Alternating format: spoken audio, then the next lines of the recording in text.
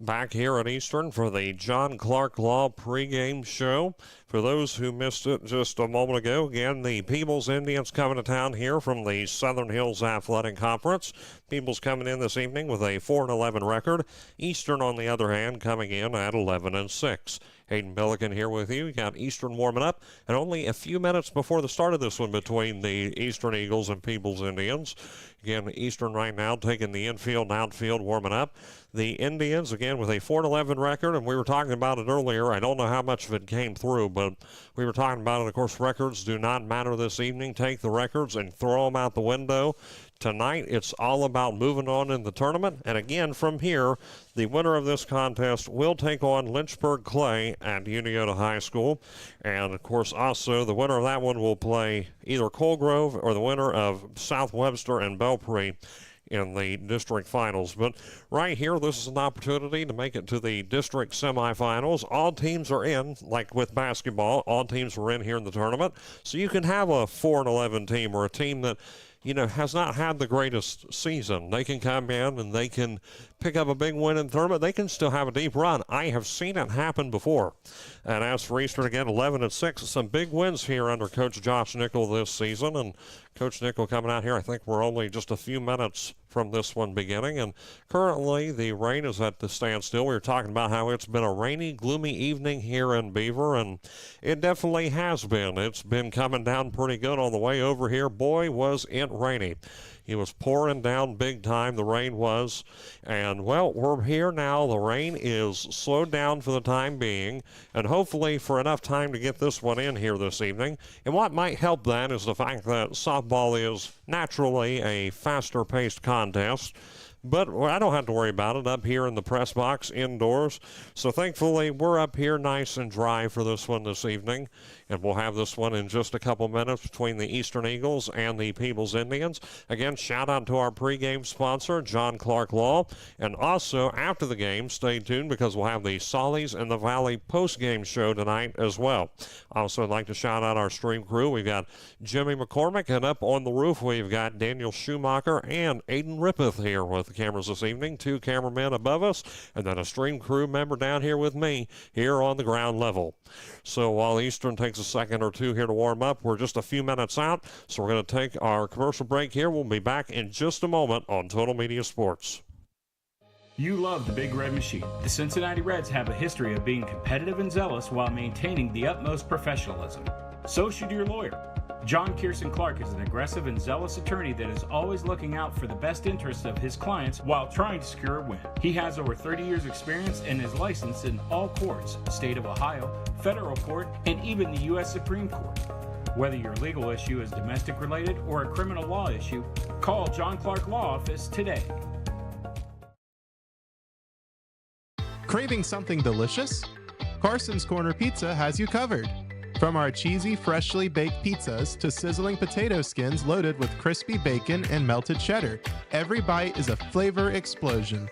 Want wings? We've got them. Salads? Of course. Calzones? You bet. And don't forget the best fried mushrooms in town. Skip the wait. Order online at carsonscornerspizza.com or call 740-289-1300. Carson. Hungry for something amazing? Sully's in the Valley is now open in Beaver, serving up the best flavors around, from sizzling brick oven pizzas to what might be the best Reuben in Ohio. Every bite is made with top quality, high-grade ingredients, fresh, flavorful, and crafted to perfection. Sully's is your new go-to spot. Come see what everyone's talking about. Sully's in the Valley, now open in Beaver. When it's time for a real meal, head over to Riverside Restaurant at 924 East Main Street in Piketon. Serving up breakfast, lunch, and dinner Tuesday through Sunday from 7 to 3 and Saturday from 8 to 3. Try their train wreck breakfast, which includes 2 eggs, hash browns, biscuits and gravy, bacon, sausage links, all topped with shredded cheese for just $9.95. From home-style dinners to juicy burgers and fresh sandwiches, there's something for everyone. Call 740-289-3884 or stop by today. Riverside Restaurant. Good food, good company, great taste.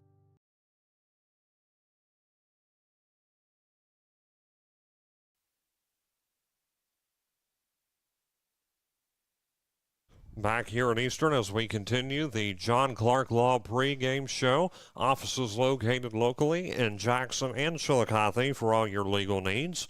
Again, we're going to go through the lineups again one more time for Eastern and Peebles. For Eastern, we've got Jaden McLeese, Braylon Bevins, Aubrey Quillen, Liberty Poorman, Lydia Park, Leah Rader, she's on the hill pitching, Kelly Wells, Madeline Day, and Lindley McAllister. For Peebles, we have Amber Carroll, Kendall Myers, Abigail Smalley, Kaylin Musser, Kendall Young, Reese Davis, Aaliyah Purcell, she's the designated player, Kiara Scott, Ashlyn Abbott, and Tiffany Burns. Burns is also the flex player. We'll talk about the flex in just a moment, but talking about the designated player.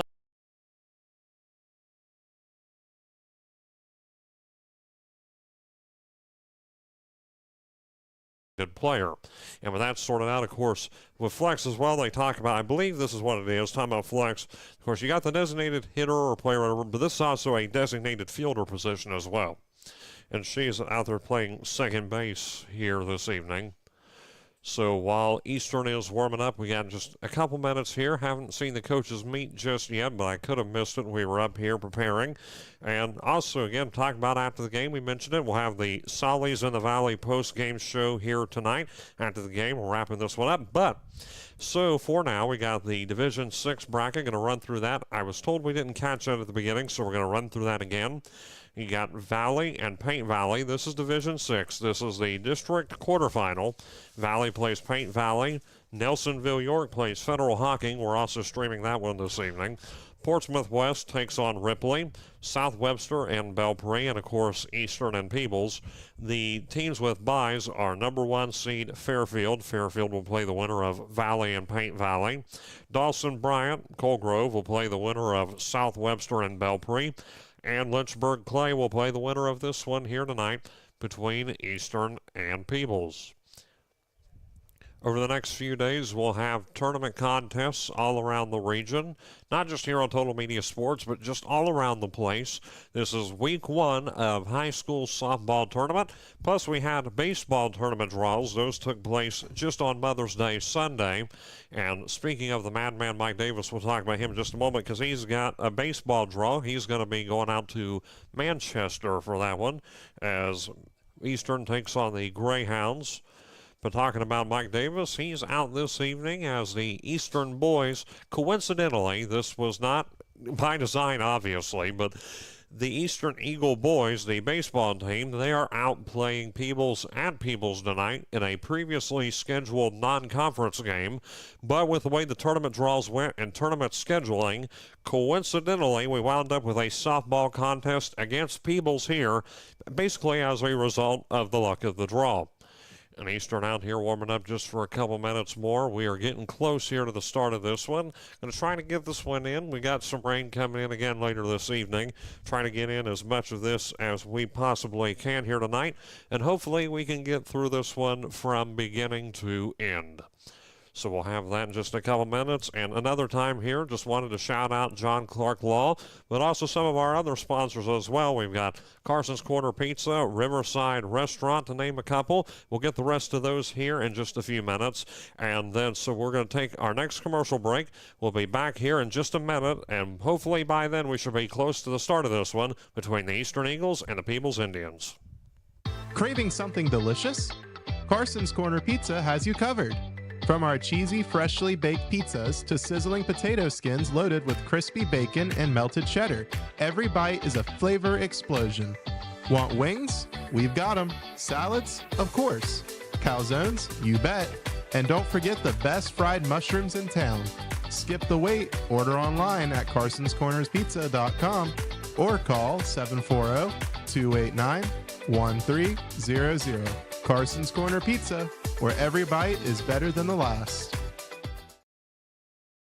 You love the Big Red Machine. The Cincinnati Reds have a history of being competitive and zealous while maintaining the utmost professionalism. So should your lawyer. John Kirsten Clark is an aggressive and zealous attorney that is always looking out for the best interests of his clients while trying to secure a win. He has over 30 years experience and is licensed in all courts, the state of Ohio, federal court, and even the U.S. Supreme Court. Whether your legal issue is domestic related or a criminal law issue, Call John Clark Law Office today. Hungry for something amazing? Sully's in the Valley is now open in Beaver, serving up the best flavors around, from sizzling brick oven pizzas to what might be the best Reuben in Ohio. Every bite is made with top quality, high-grade ingredients, fresh, flavorful, and crafted to perfection. Sully's is your new go-to spot. Come see what everyone's talking about. Sully's in the Valley, now open in Beaver.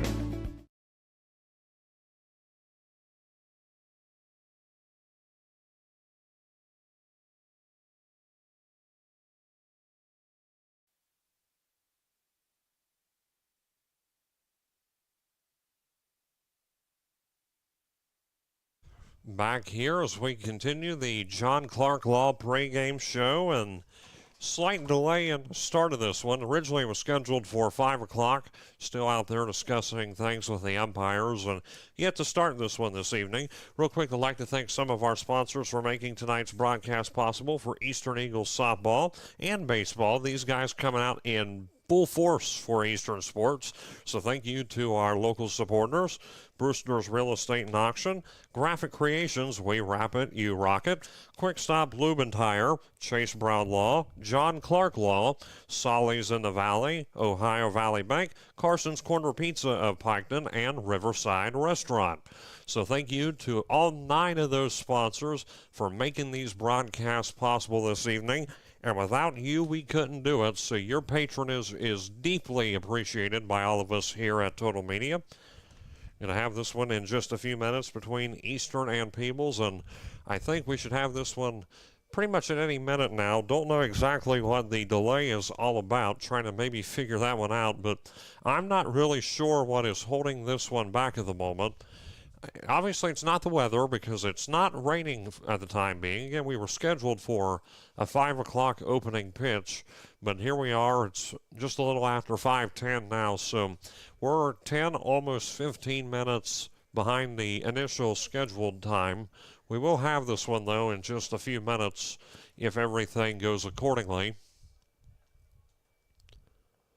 And shout out to everybody here at Eastern. I say this all the time when I come here, but there are not many communities in this area quite like Eastern when it comes to hospitality, just how well these people treat us here, and it is deeply appreciated, everyone here at Eastern. So thank you very much for your hospitality, letting us up here, of course, in the football press box this evening to broadcast, and we get a nice good view from up here of the action at hand. So that is deeply appreciated by all of us here. And also, thank you to everybody tuning in on the Total Media Sports live stream this evening on YouTube. Your viewership is equally as appreciated. Community support here coming out as we broadcast these high school softball tournament matchups. Of course, baseball coming up as well, just around the corner. High school baseball this week, though, we're not quite done just yet. So we still got high school baseball just around the corner. We got tournaments coming up. We were talking earlier about the draws, and again, for the Eastern fans out there, the Eagles drew Manchester. So that is who Eastern is taking on in their tournament matchup in baseball, and that one's going to be at Manchester. The Greyhounds have the higher seed, and we'll get to some more tournament matchups later, but we will mention a couple right now as Piketon takes on Meigs at Meigs, and New Lexington travels to Waverly, and of course that one will be against the Waverly Tigers at Waverly. And the winner of the Waverly-New Lexington game will move on to Logan High School for the district semifinals. And the Piketon matchup, they will move on to, I believe, VA Memorial Stadium in Chillicothe. That's where they're going. And Eastern also, they go, I believe there's one before, and it might also be Division 6. I believe it may be South, yes, it's South Point High School. I couldn't remember there for a moment. So district semifinals for D6 in baseball will be held according to the OHSAA at South Point High School. And from there, they will go from South Point High School to the district finals, which for divisions 5 through 7 district finals and 2 D5 district semifinal matchups will be held at VA Memorial Stadium. So that's what's going on over at VA. Talking about Logan, they'll hold the district semifinals, some of them for D4. So they're going to hold the other half of Division 5. And again, South Point with the semifinals for D6. Logan also stepping up for D7. That's on the baseball side again, by the way. On the softball end of things, again, from here they go to Unioto after this matchup here in D6 between Eastern and Peebles. D7, where the Western Lady Indians are, they're taking on Green. From there they go to the University of Rio Grande for their district semifinals and district finals. And then also as neutral sites, Logan is a neutral site for that one as well. And also a neutral site, which is also a neutral site within D3, D4 for high school baseball is, of course, Ohio University, Bob Wren Field. Of course, it's not going to be at Bob Wren Stadium for the softball side, but of course it will be at the Ohio Lady Bobcats softball field, which is just adjacent to the Bob Wren Stadium and just next door to the Ohio University Convocation Center. So what we're going to do here while they continue to warm up, we're going to take ourselves a 2-minute break, and we'll be back here with more coverage of Eastern and Peebles on Total Media Sports. Hungry for something amazing? Sully's in the Valley is now open in Beaver, serving up the best flavors around, from sizzling brick oven pizzas to what might be the best Reuben in Ohio. Every bite is made with top quality, high-grade ingredients, fresh, flavorful, and crafted to perfection. Sully's is your new go-to spot. Come see what everyone's talking about. Sully's in the Valley, now open in Beaver. When it's time for a real meal, head over to Riverside Restaurant at 924 East Main Street in Piketon. Serving up breakfast, lunch, and dinner Tuesday through Sunday from 7 to 3 and Saturday from 8 to 3. Try their train wreck breakfast, which includes 2 eggs, hash browns, biscuits and gravy, bacon, sausage links, all topped with shredded cheese for just $9.95. From home-style dinners to juicy burgers and fresh sandwiches, there's something for everyone. Call 740-289-3884 or stop by today. Riverside Restaurant. Good food, good company, great taste. You love the Big Red Machine. The Cincinnati Reds have a history of being competitive and zealous while maintaining the utmost professionalism. So should your lawyer. John Kirsten Clark is an aggressive and zealous attorney that is always looking out for the best interests of his clients while trying to secure a win. He has over 30 years experience and is licensed in all courts, state of Ohio, federal court, and even the U.S. Supreme Court. Whether your legal issue is domestic related or a criminal law issue, call John Clark Law Office today. Craving something delicious? Carson's Corner Pizza has you covered. From our cheesy, freshly baked pizzas to sizzling potato skins loaded with crispy bacon and melted cheddar, every bite is a flavor explosion. Want wings? We've got them. Salads? Of course. Calzones? You bet. And don't forget the best fried mushrooms in town. Skip the wait. Order online at carsonscornerspizza.com or call 740-289-1300. Carson. Hungry for something amazing? Sully's in the Valley is now open in Beaver, serving up the best flavors around, from sizzling brick oven pizzas to what might be the best Reuben in Ohio. Every bite is made with top quality, high-grade ingredients, fresh, flavorful, and crafted to perfection. Sully's is your new go-to spot. Come see what everyone's talking about. Sully's in the Valley, now open in Beaver.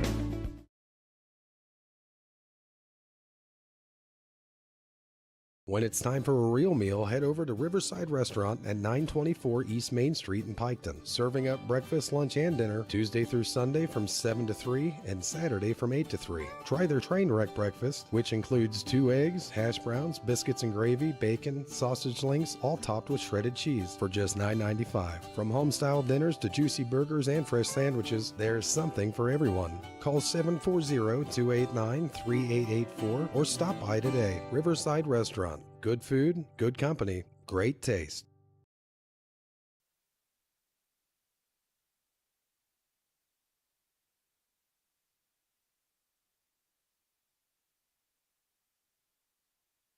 back here at Eastern and still yet to start this one this evening. Almost 20 minutes behind the initial starting time. Again, not really sure what is fully holding them back at this point. I know the umpires were a few minutes behind, and I don't think it's a discussion about the field or the weather. Again, it's not raining. The umpires now giving a signal over here, and so I think they're talking just a couple things over. Maybe could just be conversation even too. So as we go through here again, we're having a slightly extended pregame show here. And it looks like we're having the coaches meeting now. Okay, so you see Myers coming out and Coach Nickel as well. So they're coming out for their conversation. So yes, we are only moments away from the start of this one between Peebles and Eastern. And leading off the lineup for Peebles will be Carroll, Myers, and Smalley. Those three will see at-bats. A lot of games here canceled this evening because of rain within baseball, but as we had it initially scheduled, again, I'm not fully sure which ones are playing. Also, a couple Division III District First Round softball matchups. Miami Trace and Uniota, and Marietta and Athens playing each other. Those are two more D3 matchups within softball tournament. And with Division III, it's a smaller division on the southeast end. So to crown a district champion, what they're doing is they take the district semifinals are in essence, in some ways, the finals for the southeast portion. Same with the East District in the eastern portion of the state. And the winner of the semifinals of the East District and the Southeast District meet in a joint district final to determine the district champion of Division III. Again, this is in part due to the fact that Division III for baseball and softball and basketball, of course you've seen that back in the winter as well, they're both a lot smaller than the other divisions. Division III in softball only has a handful of participants. Same with baseball, and again we talked about winter sports as well. So again, we got Carroll, Myers, and Smalley leading off the order. One more time, we'd like to shout out our local sponsors: Brewster's Real Estate, Graphic Creations, Quick Stop Lube and Tire, Chase Brown Law, John Clark Law Office, located in Jackson and Chillicothe, Solly's in the Valley, Ohio Valley Bank, Carson's Corner Pizza of Piketon, and Riverside Restaurant. Coaches meeting, you see how they're on the field, so we'll have this one in a moment. And what you can expect defensively for the Eastern Lady Eagles as we begin this one in just a moment with the Indians of Peebles coming up to bat. McAllister will be catching. On the hill, pitching as normal is Leia Raider. Kelly Wells is going to be at first base. Liberty Poorman at second. Braylon Bevins is going to be shortstop. And at third base is going to be Lydia Park. And going to the outfield now, and left field will be Braylon Bevan. Left field is going to be, it's going to be Jane McLeese, then Aubrey Quillen, and then Madeline Day is going to be at right field. Also do owe an apology to Madeline Day during senior night. Got her mistaken with another one of the Eastern Lady Eagles seniors when it's talking about basketball and other sports. No, I got her misunderstood with another one. It happens sometimes. And so I do owe her a due apology. Made a joke out of it after the fact, and we all got a kick out of it. So after senior night, of course, this is the last game here in Eastern for the Eastern seniors. That's a guarantee, because from this point there will be no more. And we get ready here for the start of this one. So now the game is getting ready to begin with the Indians of Peebles coming up. And Ameren Carroll, she plays third base, leading off for Peebles. High school baseball, softball coming your way from Eastern. And there's going to be a pitch, and it's going to be right down the middle for called strike.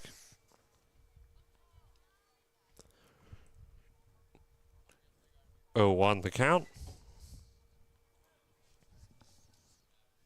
Again on the hill is Leia Raider. 0-1 the count here, and this one is going to be a little bit close. Inside there, called ball one. Raider pitched almost the entire contest against Oak Hill, which that one ended with a 26-1 score. The only run allowed by Eastern came when Kelly Wells then went on the mound, and there's going to be a bunt. They're trying to get the play over. No, they're going to say it's not fair. It's not within fair territory, so it is going to be fouled off.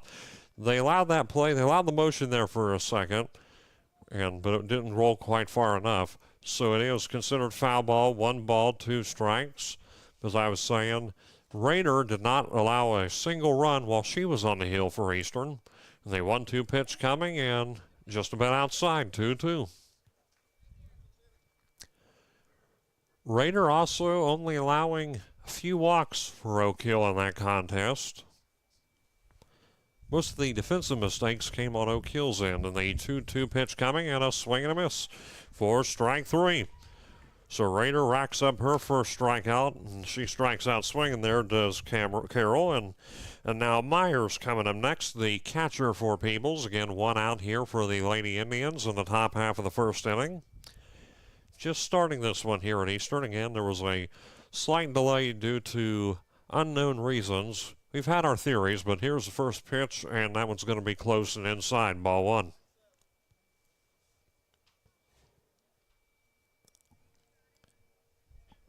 Kendall Myers steps back in. In Peebles, part of the Southern Hills Athletic Conference. Pitch coming, the 1-0, and that was going to be a bit on the wild side for ball 2.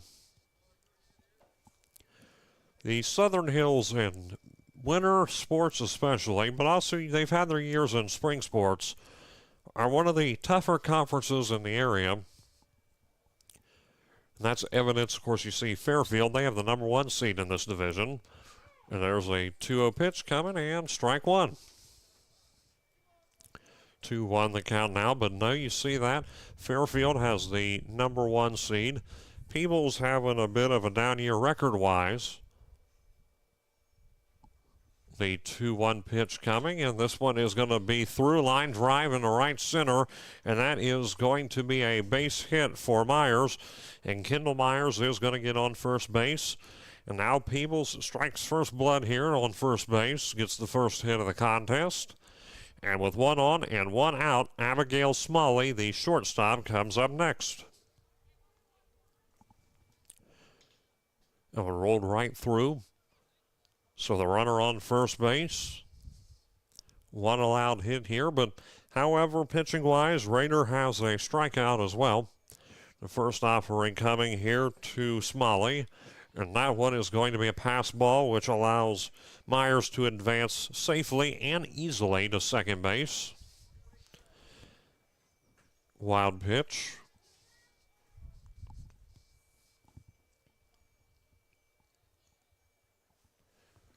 The 1-0 pitch coming from Raider, and that one's going to be fouled off. Looks like she got a little bit of that one. 1-1.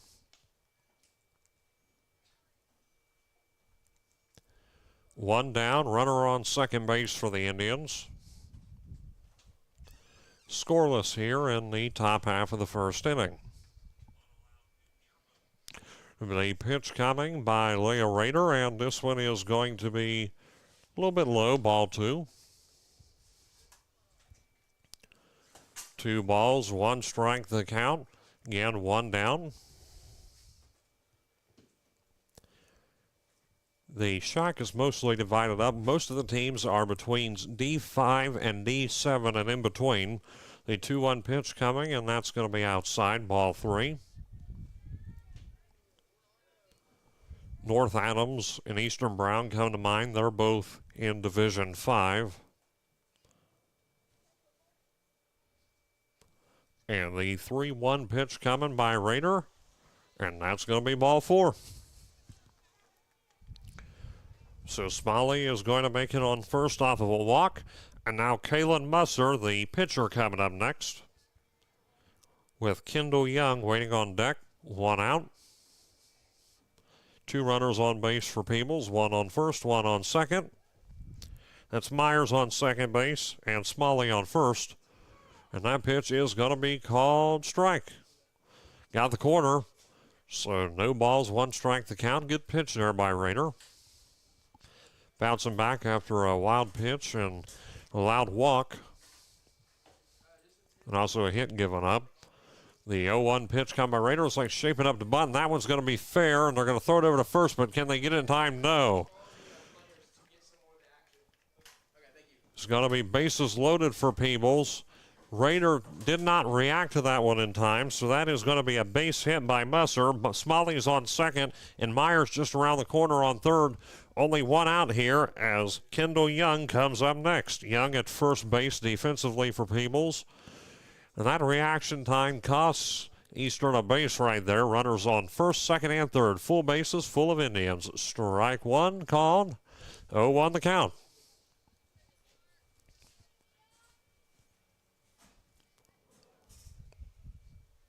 So Eastern in a bit of a situation here with one down. The 0-1 pitch coming by Raider. And that is going to be called strike two in the outside corner. Quickly, an 0-2 count here to Young.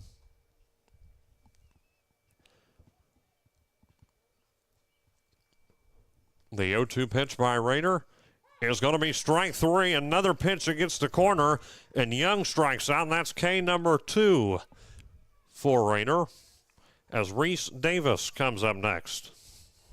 Right fielder, base is still loaded, however, now 2 outs for Peebles.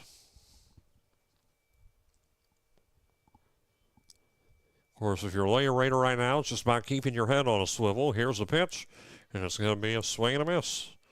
Swung on that one pretty hard, but didn't get any of it. 0-1. She was aiming for the fences.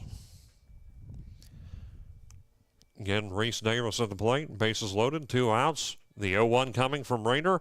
That's going to be on the wild side. Pass ball, and can't make the play in time. It's going to be safe as Myers slides home safely. So Peebles gets the first run here, 1-0.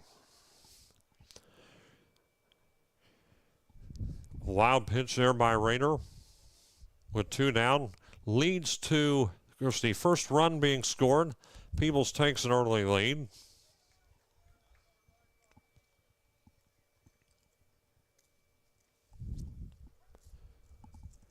As Smalley advances to third, and Musser is now on second. This is going to be hit over to the second baseman, over to Bevins for out number 3. So 3 out here for Peebles. However, they were able to get 1 run in off of a bases loaded situation. There were no errors by Eastern, and there were 2 Indians left on base.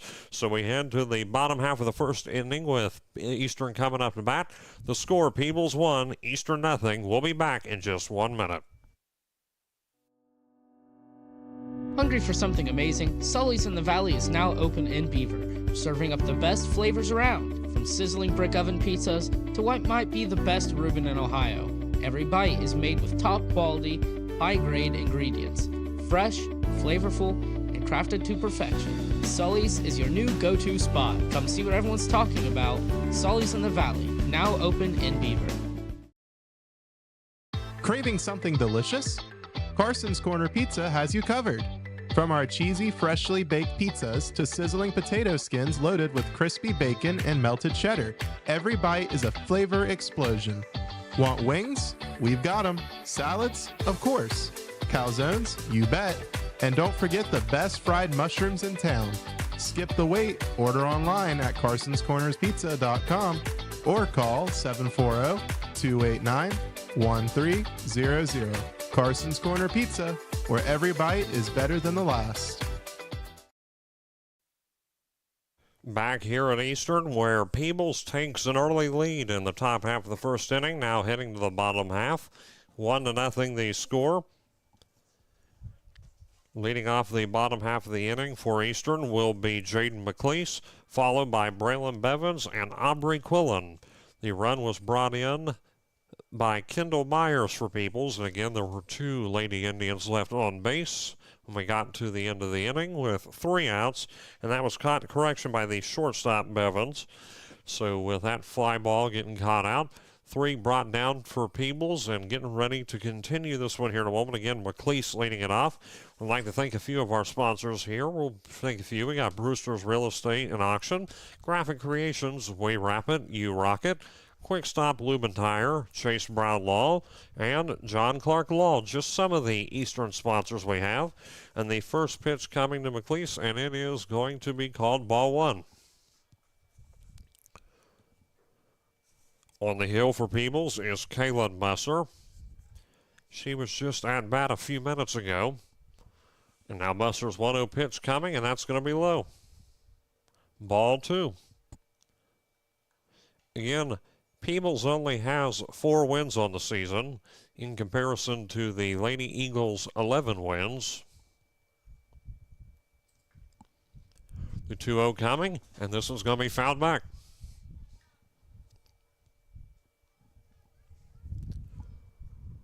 So 2 balls, 1 strike the count. Again, bottom half of the first inning for those tuning in. Peebles with a 1-0 lead. As McLeese steps back in. Pitch coming, and this one is going to get through, and it looks like it's going to be at least a base hit for McLeese, and that is where she will stop. So Jaden McLeese gets on first, and retaliating with a hit of their own, and now Braylon Bevins coming up next. No outs, and 1 Lady Eagle on base. Solid start here for Eastern, hitting-wise.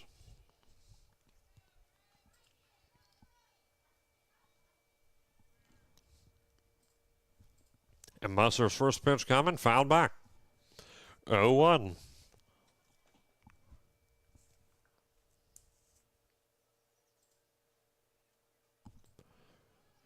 The seniors for Eastern, of course, we celebrated them during senior night, are Lydia Park and Maddie Day. And that pitch is going to be called in for a strike. 0-2 the count. So both of them, as we were talking about at the top of this broadcast, playing what's going to be their last contest at Eastern, win or lose tonight. 0-2 pitch coming, and that one's going to be fouled back. Count holds 0-2. That one way out of the field of play there. Peebles thinking they might be able to make a play on that, and the outfield was looking at it, but that one goes way beyond the fence in foul territory. And the 0-2 pitch coming, winds her up, and that is going to be strike 3. So 1 struck out. Bevins is down. Now Aubrey Quillen comes up next. 1 out for Eastern. The first strikeout of the evening for Kayla Musser. Her pitch coming, and that one is going to be just a bit outside.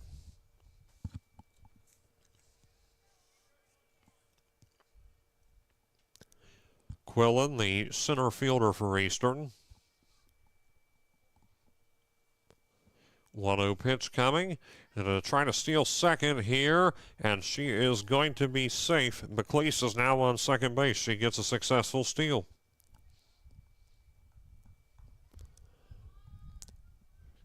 Went for that one, a close play at second base, but just getting on the bag in time.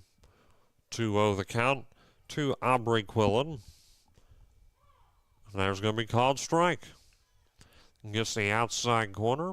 2-1 the count. 1 down. Runner on second base. Trailing by 1 run. 1-0 the score.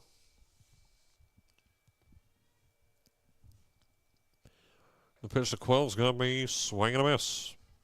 2-2. A good pitch by Musser.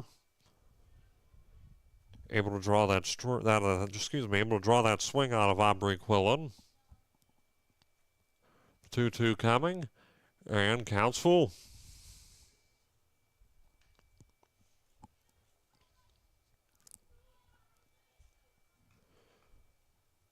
One out for Eastern.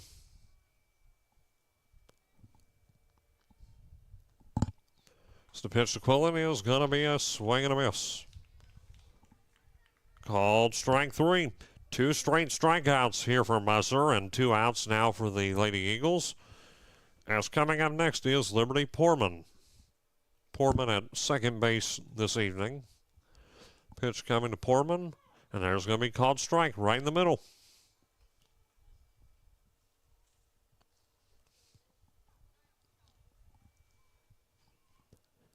Already trailing here by 1 run of the Eagles. And the tying run's all the way over at second. That's fouled back. 0-2. So no balls, 2 strikes with 2 outs.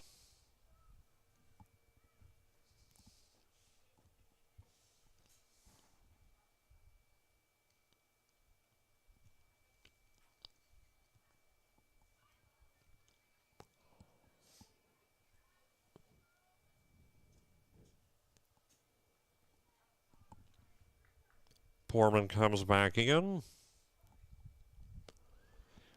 And here's the 0-2 pitch, and that is strike three. 3 straight strikeouts after McLeese was able to get on base, and she was stuck at second. So with 1 Eagle left on base, no Peebles errors, and there's, of course, 1 hit, no runs scored. The score does remain Peebles 1, Eastern nothing as we head to the top half of the second inning. We'll be back in just a few minutes on Total Media Sports. Hungry for something amazing? Sully's in the Valley is now open in Beaver, serving up the best flavors around, from sizzling brick oven pizzas to what might be the best Reuben in Ohio. Every bite is made with top quality, high-grade ingredients, fresh, flavorful, and crafted to perfection. Sully's is your new go-to spot. Come see what everyone's talking about. Sully's in the Valley, now open in Beaver. When it's time for a real meal, head over to Riverside Restaurant at 924 East Main Street in Piketon, serving up breakfast, lunch, and dinner Tuesday through Sunday from 7 to 3 and Saturday from 8 to 3. Try their train wreck breakfast, which includes 2 eggs, hash browns, biscuits and gravy, bacon, sausage links, all topped with shredded cheese for just $9.95. From home-style dinners to juicy burgers and fresh sandwiches, there's something for everyone. Call 740-289-3884 or stop by today. Riverside Restaurant. Good food, good company, great taste. You love the Big Red Machine. The Cincinnati Reds have a history of being competitive and zealous while maintaining the utmost professionalism. So should your lawyer. Back here in Eastern with Purcell, Scott, and Abbott waiting on deck for the Lady Indians of Peebles. And pitch being called there, and strike 1. 0-1 the count. So Purcell batting here, leading off the second inning. Peebles able to keep it with a 1-0 lead. Of course, 1-run lead for them. And Eastern had a runner on second base, but didn't go any further than that. 1-1 the count here.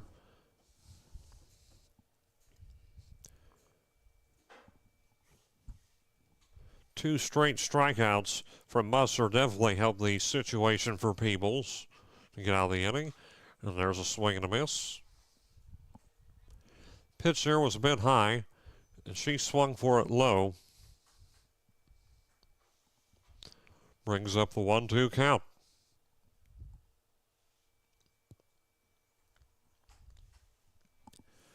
Pitch coming, and strike 3. Quickly starting off the inning with a strikeout, and that's strikeout number 3 for Raider. Now Kiera Scott, center fielder, coming up next, with Ashlyn Abbott waiting on deck.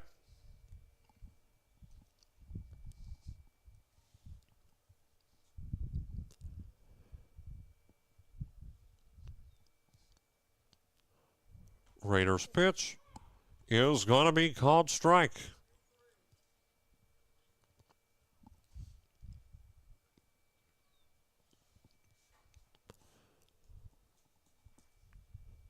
One out, the 0-1 coming from Raider. That's going to be strike 2. 2 good pitches in a row there by Leah Raider to make it an 0-2 count on Kiera Scott.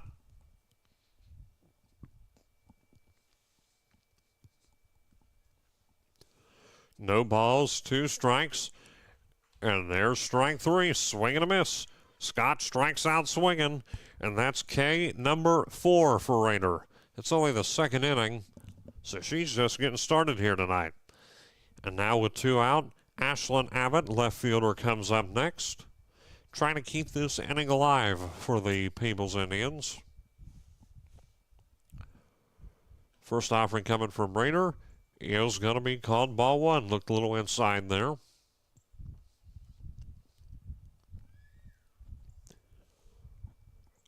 One ball, no strikes a count.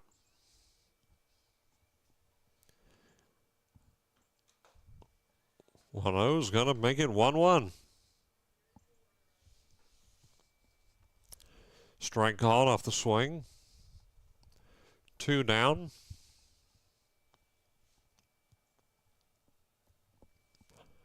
The 1-1 coming, and a swing and a miss. Another great pitch there by Raider. Bit of a rough start in the first inning and has not looked back since. Early yet, in the top half of the second. The 1-2 pitch coming, And there's going to be strike three. How about it? Easy as 1, 2, 3. And the Peebles Indians down on strikes. So with the Lady Eagles coming up to bat, there were no runs, no hits, no errors, nobody left on base. And we head now to the bottom half of the second inning. We've played 1.5. Peebles 1, Eastern nothing. We'll be back in 1 minute. You love the Big Red Machine. The Cincinnati Reds have a history of being competitive and zealous while maintaining the utmost professionalism.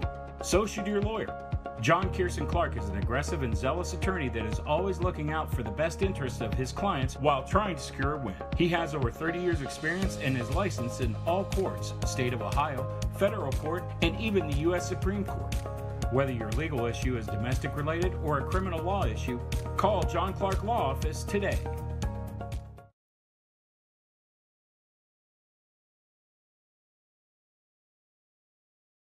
Craving something delicious? Carson's Corner Pizza has you covered. From our cheesy, freshly baked pizzas to sizzling potato skins loaded with crispy bacon and melted cheddar, every bite is a flavor explosion. Want wings? We've got them. Salads? Of course. Calzones? You bet. And don't forget the best fried mushrooms in town. Skip the wait. Order online at carsonscornerspizza.com or call 740-289-1300. Carson's Corner Pizza, where every bite is better than the last. As Park batting for Eastern, 0-1 the count. Quick strike there called. Musser on the hill. 2 straight strikeouts in a row for her, might I add. Swing and a miss. Strike 2.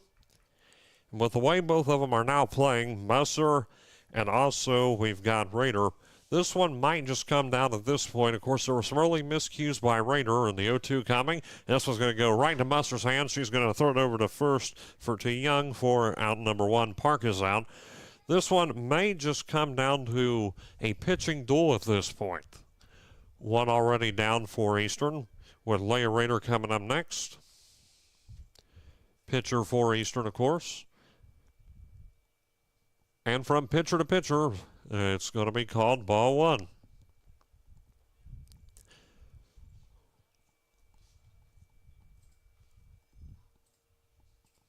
This is what we're talking about with records. The 1-0 pitch coming is going to be called strike. 1-1. Gets that outside corner on Raider. One quickly out after a play over to first base. Pitch coming, going to be called strike 2. So now a 1-2 count.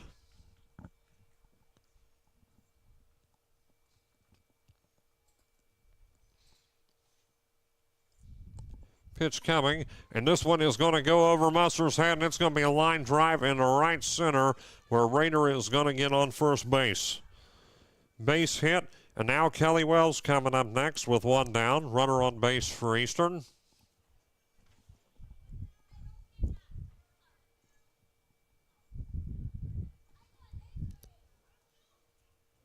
Big hit there and a much needed one for Eastern.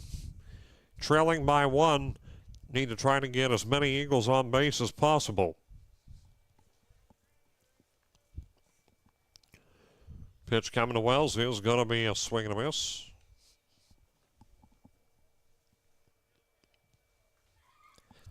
Kelly Wells, we were talking about her earlier. She also sometimes sees some time. She's normally the go-to relief pitcher, the 0-1 coming. And that one just barely scooped up by Myers. Close to a wild pitch there, 1-1. Good on Myers for being on top of that ball. So 1 ball, 1 strike's the count. Runner on first. Pitch coming to Wells is going to be outside and loses her control of that one a little bit. Ball 2.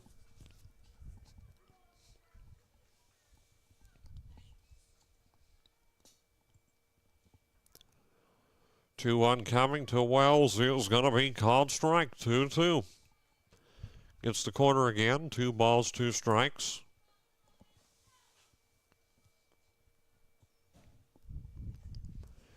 And the 2-2 coming, and this one's going to go through Musser. Going to try to make the play over to first base, and they do so successfully to Young. So Kelly Wells is out. However, Leia Rader does successfully and safely make it over to second base standing. 2 down for Eastern, and in a familiar situation from the first inning, runner there was left hanging on second. Matty Day batting now. Pitch coming, and this one's going to be fouled back. The other of the 2 seniors for Eastern.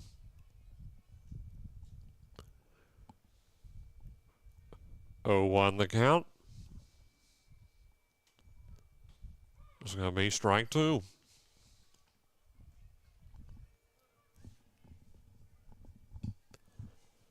1-0 the score for those tuning in here in the bottom of the second. Peebles with a 1-run lead, and the 0-2 coming, and this is going to be fouled back. Still 0-2.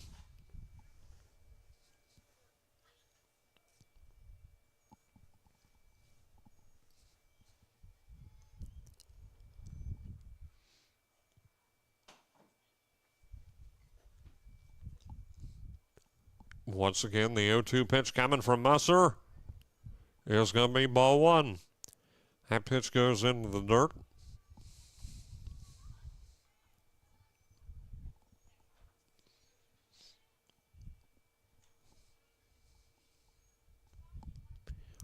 And the 1-2, swing and a miss.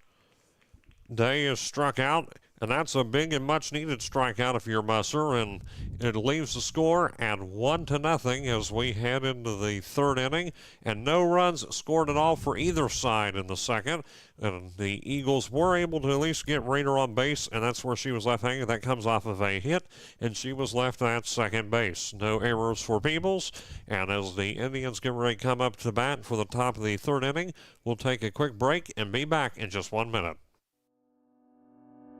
Hungry for something amazing? Sully's in the Valley is now open in Beaver, serving up the best flavors around, from sizzling brick oven pizzas to what might be the best Reuben in Ohio. Every bite is made with top quality, high-grade ingredients, fresh, flavorful, and crafted to perfection. Sully's is your new go-to spot. Come see what everyone's talking about. Sully's in the Valley, now open in Beaver. When it's time for a real meal, head over to Riverside Restaurant at 924 East Main Street in Piketon. Serving up breakfast, lunch, and dinner Tuesday through Sunday from 7 to 3 and Saturday from 8 to 3. Try their train wreck breakfast, which includes 2 eggs, hash browns, biscuits and gravy, bacon, sausage links, all topped with shredded cheese for just $9.95. From home-style dinners to juicy burgers and fresh sandwiches, there's something for everyone. Call 740-289-3884 or stop by today. Riverside Restaurant. Good food, good company, great taste. Tiffany Burns getting ready to bat for Peebles, plays second base. She's the flex player for Peebles. And then back to the top of the order after this with Carroll and Myers. Hayden Milliken here with you, 1-0 the score. Peebles with a 1-run lead and batting now. And of course, that run came in the first inning. Second inning on both sides, saw no runs. 0-1 the count after that foul ball, and looks like Burns batting, just trying to get over to first base, quickly get one on. We played 2 full innings here, and I think it's starting to sprinkle maybe just about outside here. So that's what I'm talking about with softball, faster pace. We haven't been going for long and already 3 innings in. I believe 5 constitutes for a full game at the bare minimum. And that's going to be 1-1 the count, and that's going to be called ball. A little close and inside there. Again, back to the top of the order after this. Pitch coming, and that's going to be called strike 2.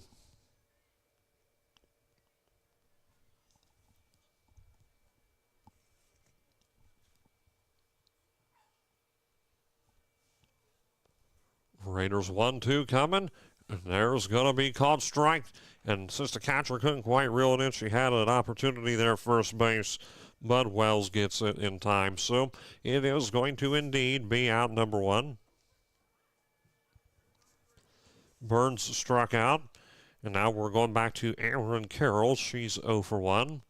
She got struck out during the leadoff. And 1 down. Pitch coming, and this one's going to go way back and foul. Strong hit.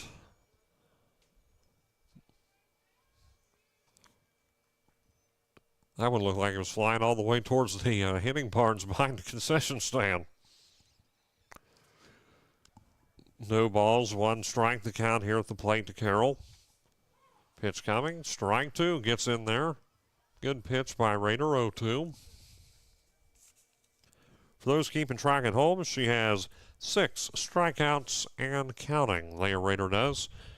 And only 3 innings of play thus far. Pitch coming. Trying something a little different there, but doesn't quite work.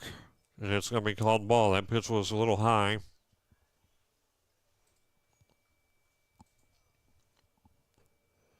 So now a 1-2 count.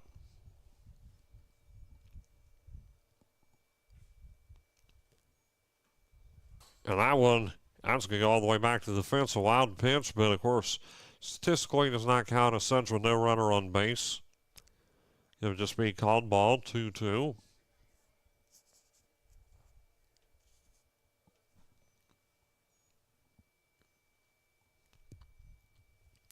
Raiders 2-2 pitch coming. And that looked a little low, and outside it is. Full count.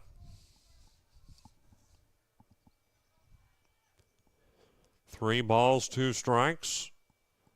Couple rough pitches in a row by Raider. Brings it to a full count. Pitch coming. And goes down swinging for out number 2. Another strikeout, Carroll. She bats again, and both times she's been up, strikes out. Now Kendall Myers coming up next. Initially, Myers got a hit, and then from that point forward, advanced to second base, went to third, and eventually made it all the way home when the bases were loaded. That was all the way back in the first inning. And that pitch is going to be high, ball 1. 2 down for Peebles, and no Lady Indian on base. 7 strikeouts for Raider now. The 1-0 pitch coming here in just a moment. And that was going to be a little close. Backs away from it. Almost got hit by that one. Ball 2.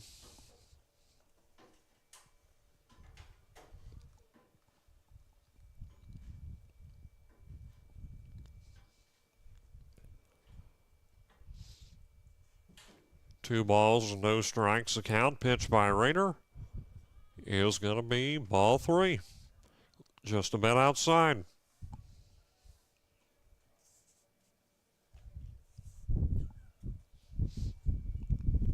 3-0 the count. Pitch coming by Raider is going to be called strike 1 in the corner. 3-1 the count now.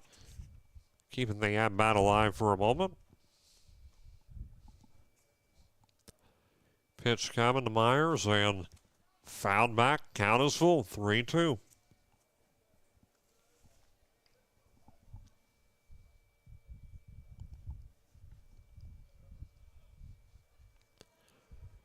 So with the 3-2 full count, up 1-0 here with 2 outs for the Lady Indians. No one on base.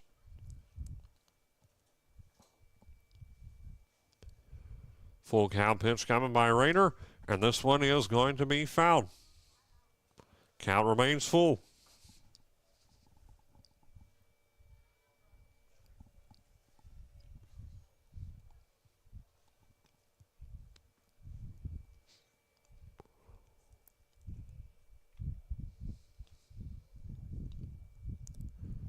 Three-two coming, and there's going to be ball 4. Myers walks to first base as Abigail Smalley, the shortstop, comes up next. 2 outs for Peebles.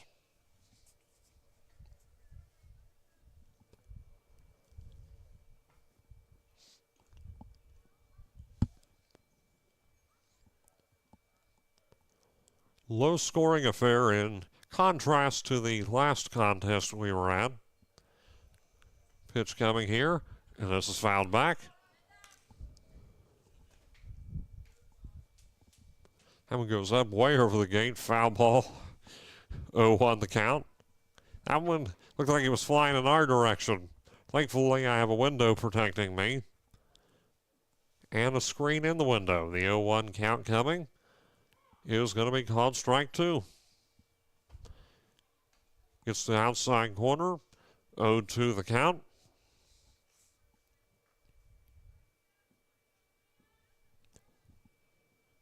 Myers on first base for Peebles. No balls, 2 strikes, 2 outs. Pitch coming by Rayner. And it's going to be ball 1. Outside again. 1 ball, 2 strikes.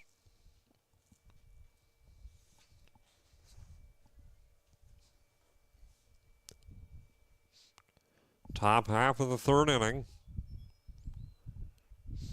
The 1-2 is coming. And there's going to be strike 3. Smalley strikes out, and soon 1 left on base after a walk, but there were no runs, no hits, and no Eastern errors. Again, 1 left on base. So the score does remain after 2.5. Peebles 1, Eastern nothing. We'll be back with the bottom of the 3rd inning in just 1 minute on Total Media Sports. You love the Big Red Machine. The Cincinnati Reds have a history of being competitive and zealous while maintaining the utmost professionalism. So should your lawyer. John Clark is an aggressive and zealous attorney that is always looking out for the best interests of his clients while trying to secure a win. He has over 30 years experience and is licensed in all courts, state of Ohio, federal court, and even the U.S. Supreme Court. Whether your legal issue is domestic related or a criminal law issue, call John Clark Law Office today. When it's time for a real meal, head over to Riverside Restaurant at 924 East Main Street in Piketon, serving up breakfast, lunch, and dinner Tuesday through Sunday from 7 to 3 and Saturday from 8 to 3. Try their train wreck breakfast, which includes 2 eggs, hash browns, biscuits and gravy, bacon, sausage links, all topped with shredded cheese for just $9.95. From home-style dinners to juicy burgers and fresh sandwiches, there's something for everyone. Call 740-289-3884 or stop by today. Riverside Restaurant. Good food, good company, great taste. Back here at Eastern, 1-0 the score. First pitch is going to be called ball 1. Lindley McAllister batting now for Eastern. After this, back to the top of the order with McLeese and Bevins. Peebles again with a 1-0 lead, and the pitch, and this one is going to go into right field. It's going to drop, and McAllister is going to get on first base. Only 2 pitches here to start off the bottom half of the inning, and Lindley McAllister quickly on first. Gets that one into right field. Now back to McLeese.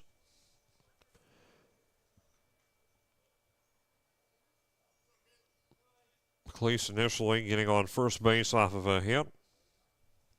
So she's 1 for 1. The pitch coming to her, and this is going to be towards left field if they can make the play on it, and it's dropped, and that is going to be an error.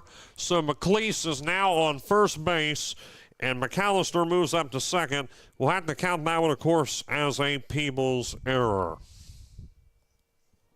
So runners on first and second. Strong start here in the bottom of the 3rd for Eastern. Now Braylon Bevins steps up. No outs. Quillen waiting on deck.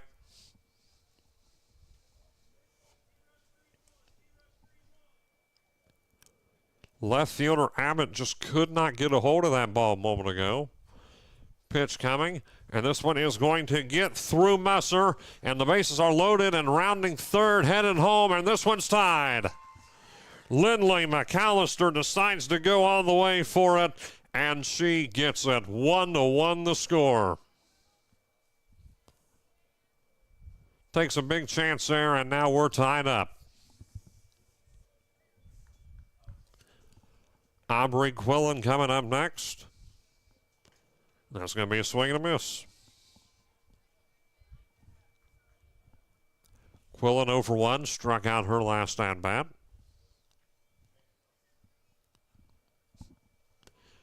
Again, now 1-1 the score. No outs for Eastern in the 3rd, and that one's going to be outside. Ball 1.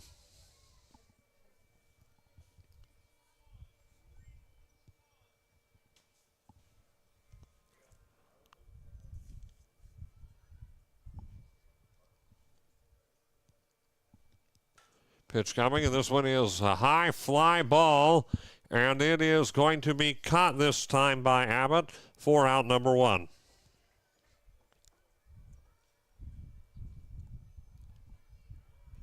So Aubrey Quillen is out off of a fly ball. And next up is Liberty Portman.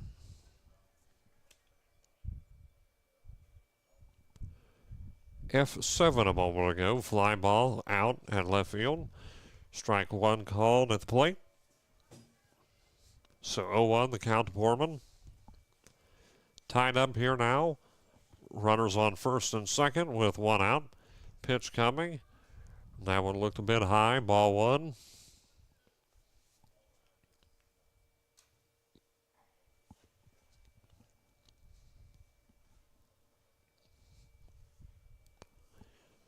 Busters 1-1 to Portman. She pulls back from what looked like a bunt, and bases are going to be stolen. So now we've got runners on third and second base for Eastern. They advance ahead. Leading run just around the corner now with only 1 out. The 1-2 coming, and this one's going to be fouled back. McLeese and Bevins move up. McLeese on third base.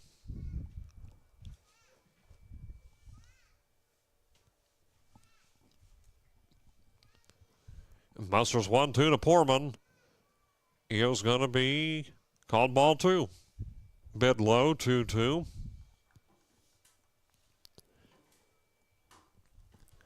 One out and no room for error right now if you're Musser for Peebles. 2-2 coming.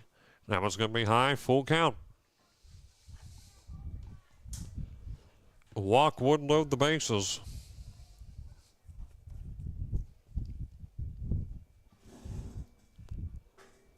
Pitch coming to Portman, and this is going to be fly ball, and it is going to be caught by Smalley for out number 2.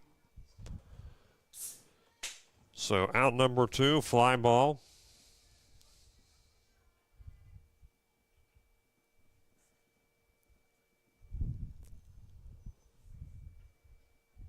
Now the senior, Lydia Park, up to bat once again. She got out off of a player to first base, her first at bat, so she's 0 for 1. This is going to be fouled back. 0-1 the count. 2 down for Eastern. Able to at least bring a run in thus far.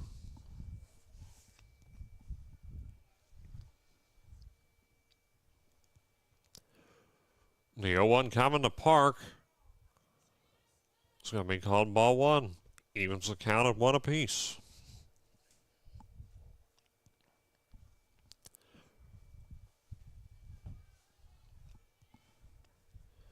And you got McLeese and Bevins on third and second respectively, and this one is going to be caught by the second baseman Burns for out number 3. That one had a little bit of air to it, but didn't go far, and does retire the side for Eastern. However, they do get a few runs there. Also, they do get 1 run and 2 Eagles left on third and second base. So we are now tied heading into the top of the 4th inning. It's Peebles 1, Eastern 1. We'll be back in just 1 minute on Total Media Sports. Craving something delicious? Carson's Corner Pizza has you covered. From our cheesy, freshly baked pizzas to sizzling potato skins loaded with crispy bacon and melted cheddar, every bite is a flavor explosion. Want wings? We've got them. Salads? Of course. Calzones? You bet. And don't forget the best fried mushrooms in town. Skip the wait. Order online at carsonscornerspizza.com or call 740-289-1300. Carson's Corner. Hungry for something amazing? Sully's in the Valley is now open in Beaver, serving up the best flavors around, from sizzling brick oven pizzas to what might be the best Reuben in Ohio. Every bite is made with top quality, high-grade ingredients, fresh, flavorful, and crafted to perfection. Sully's is your new go-to spot. Come see what everyone's talking about. Sully's in the Valley, now open in Beaver. Eastern able to get a run on the board, and it is now 1-1 as we head to the top half of the 4th inning here. Pitch coming, and this is going to be a bit on the wild side. Ball one.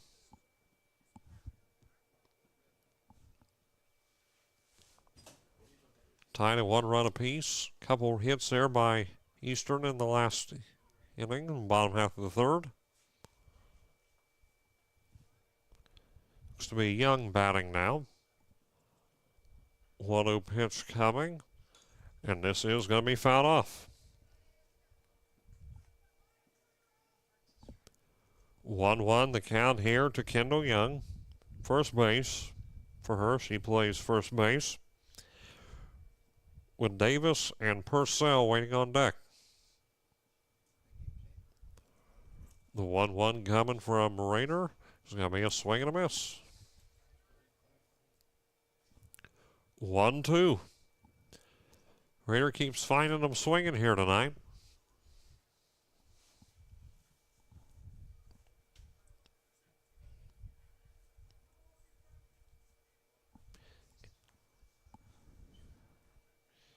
Pitch coming here in a moment to Young. The 1-2, and that's going to be way outside. Ball 2.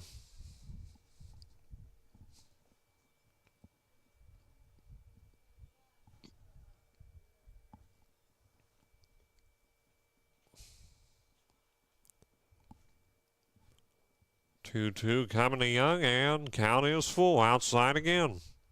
Ball 3.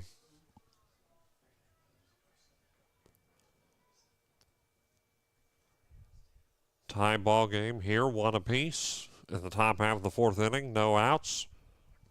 And the full count pitch coming, and this one is going to be right into the hands of Raider. Gets it over to first base to Kelly Wells for called out. So Young is out, and Reese Davis comes up next.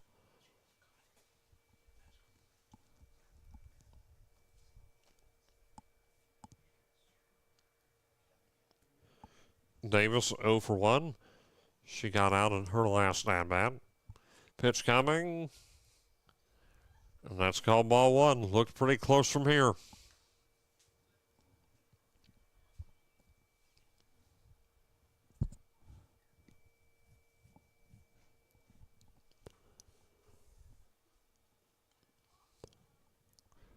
The 1-0 coming, and this is going to be fouled back. Got a little bit of that one, 1-1.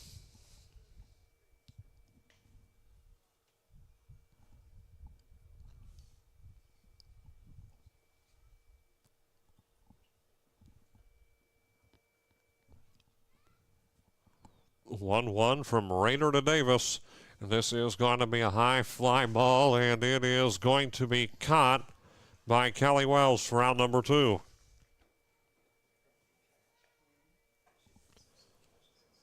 So Wells gets another one out. Both outs coming into the gloves of Wells, so 2 outs.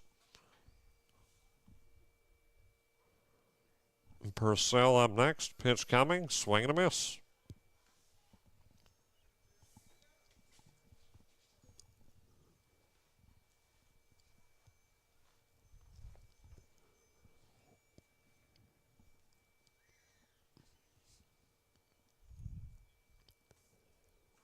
And this one is going to be called strike 2. Gets that quarter again. No balls, 2 strikes. Leah Purcell, again, she is the designated player for Peebles. The 0-2 coming, and there's going to be strike 3. So Raider able to produce, as I have it here unofficially, strikeout number 9, I believe, to Purcell. And we get ready to head to the bottom of the 4th inning, where the score remains Peebles 1, Eastern 1. We'll be back in just 1 minute on Total Media Sports. You love the Big Red Machine. The Cincinnati Reds have a history of being competitive and zealous while maintaining the utmost professionalism. So should your lawyer. John Kirsten Clark is an aggressive and zealous attorney that is always looking out for the best interests of his clients while trying to secure a win. He has over 30 years experience and is licensed in all courts, state of Ohio, federal court, and even the U.S. Supreme Court. Whether your legal issue is domestic related or a criminal law issue, call John Clark Law Office today. Craving something delicious? Carson's Corner Pizza has you covered. From our cheesy, freshly baked pizzas to sizzling potato skins loaded with crispy bacon and melted cheddar, every bite is a flavor explosion. Want wings? We've got them. Salads? Of course. Calzones? You bet. And don't forget the best fried mushrooms in town.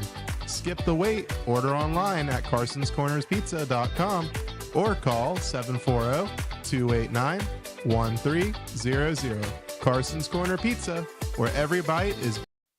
And Raider here getting ready to bat for Eastern, and that pitch is going to be a little outside from Musser. Raider, Wells, and Day will be batting here at least in this inning for Eastern. Still tied at 1 apiece. They were able to get a run in the third, swing and a miss, 1-1. Raider was able to get on base. She made it to second, so she's 1 for 1 right now on the stat line. The 1-1 pitch coming. This one's going to be low and through the glove of Myers, 2-1.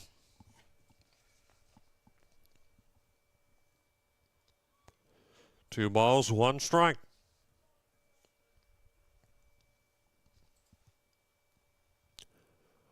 Two one coming, and looks like strike two. Waiting for the call there for a moment. It looked like called strike to me. It looked like curveball, 2-2.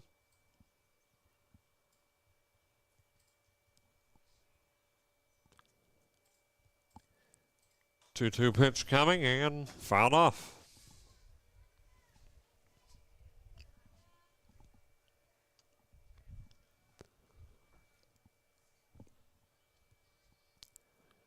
Wells waiting on deck. 2 balls, 2 strikes. The count here to Leah Rayner. Musser's pitch coming, and strike 3. Rayner gets struck out. Kelly Wells coming up next. Senior Maddie Day waiting now.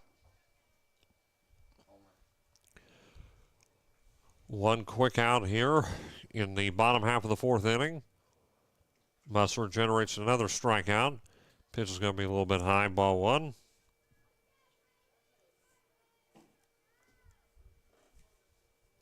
We have her down for 5 strikeouts now, Musser. The 1-0 pitch coming. And that's going to be called strike 1. Gets in. 1-1 now, the count to Kelly Wells.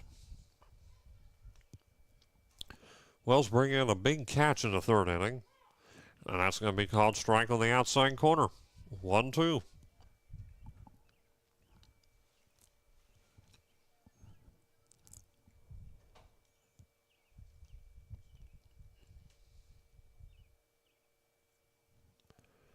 One-two pitch coming, and this one is going to go through right field, and Kelly Wells is going to make it on first base. A base hit for her. She got out her first time, so that makes her 50%, 1 for 2. And speaking of coming up 0 for 1, Maddie Day coming up next. She was struck out by Musser earlier.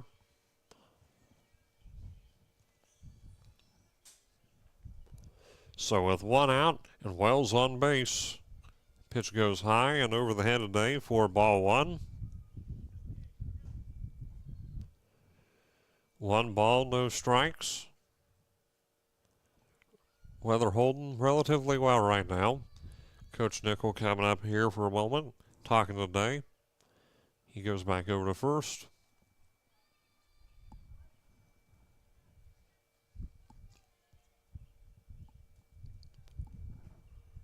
One ball, no strikes. The count here to Madeline Day.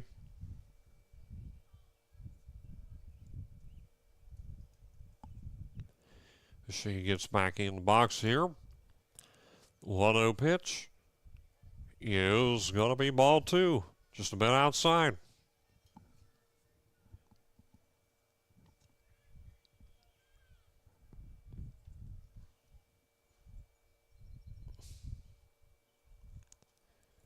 Musser's 2-0 pitch coming today and swing and a miss. Bit of a low pitch. She swung on that one. 2 balls, 1 strike.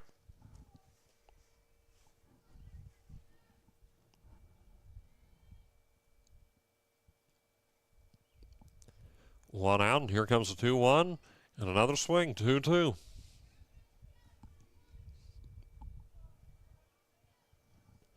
Evens out the count at 2 apiece, 2 balls, 2 strikes. Wells on first with 1 out, 2-2 coming, and this one's going to be fouled back.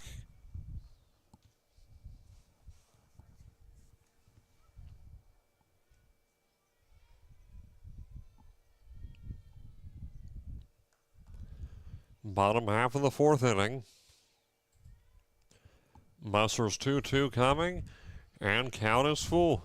Low pitch, ball 3.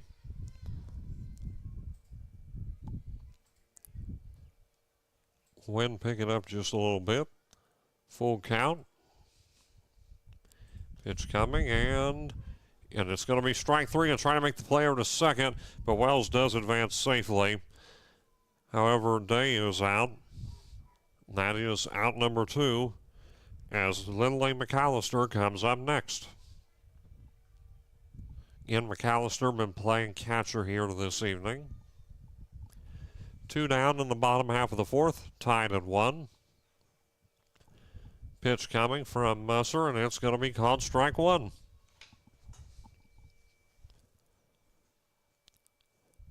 An exciting close contest here at Eastern. Already 4 innings in, and time flies when you have a pitching battle like this. And this one is going to go through. Got to try to make the player to first, and they do easily to Young for out number 3.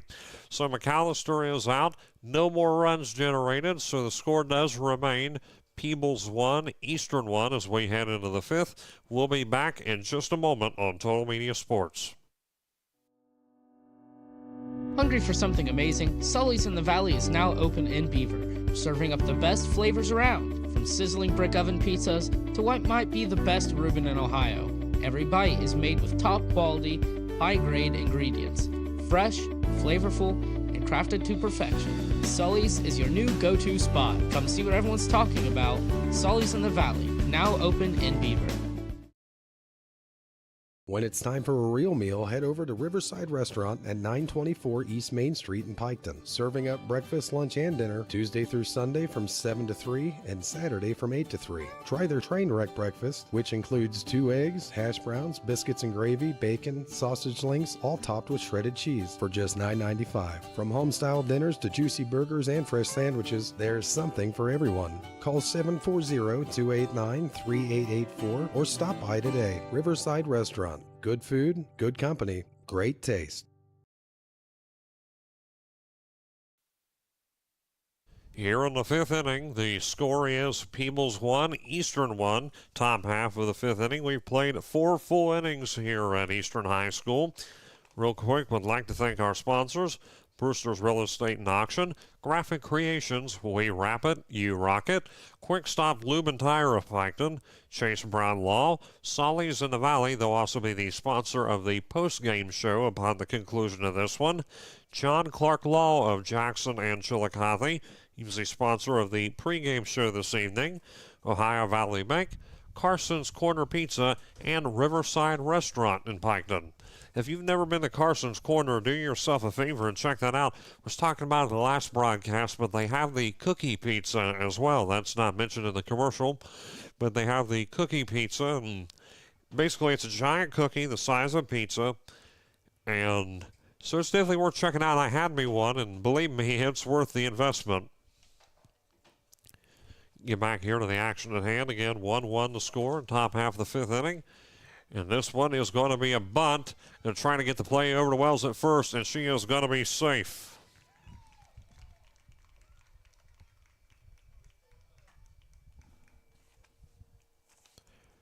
Look like Kiera Scott there, and she's on first base.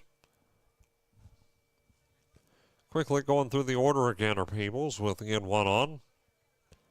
That bunt worked to perfection as, Ashlyn Abbott next.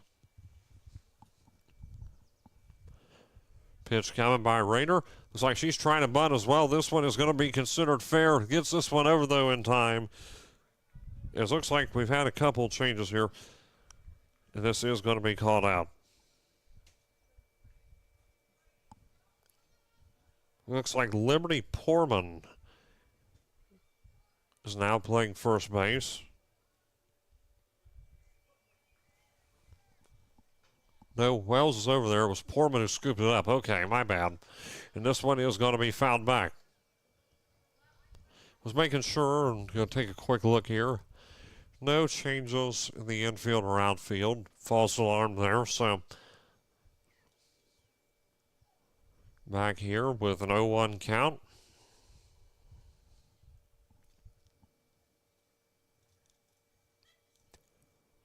The 0-1 by Raider. And this is going to be another bunt. They're going to throw it over to first and trying to get the play to third. Now looks like going to advance over to third base is Scott. She was able to make it to second. Now she's on third. And the leading run around the corner, however, there are 2 outs.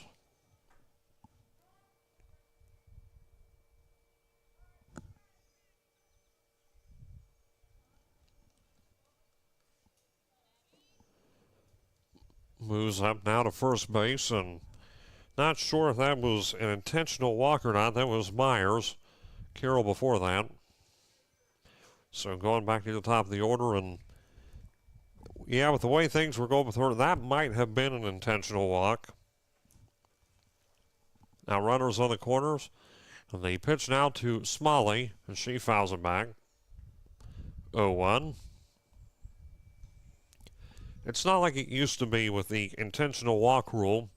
At one point, you had to throw 4 intentional balls. Now you can just signal for the runner to go to first. The 0-1 pitch coming by Raider, and this one is going to be scooped up into the hands of Wells for out number 3. Avoids another run, however, there was a runner left on third base and first base. So the score does remain Peebles 1, Eastern 1 with the Lady Eagles coming to bat. We'll be right back in just 1 minute on Total Media Sports. You love the Big Red Machine. The Cincinnati Reds have a history of being competitive and zealous while maintaining the utmost professionalism. So should your lawyer. John Clark is an aggressive and zealous attorney that is always looking out for the best interests of his clients while trying to secure a win. He has over 30 years experience and is licensed in all courts, state of Ohio, federal court, and even the U.S. Supreme Court. Whether your legal issue is domestic related or a criminal law issue, call John Clark Law Office today. Craving something delicious? Carson's Corner Pizza has you covered. From our cheesy, freshly baked pizzas to sizzling potato skins loaded with crispy bacon and melted cheddar, every bite is a flavor explosion. Want wings? We've got them. Salads? Of course. Calzones? You bet. And don't forget the best fried mushrooms in town. Skip the wait. Order online at carsonscornerspizza.com or call 740-289-1300. Carson's Corner Pizza, where every bite is better than the last.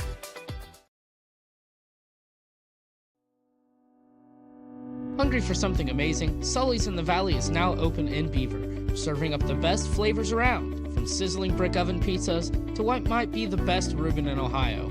Every bite is made with top quality, high-grade ingredients, fresh, flavorful, and crafted to perfection. Sully's is your new go-to spot. Come see what everyone's talking about. Sully's in the Valley, now open in Beaver.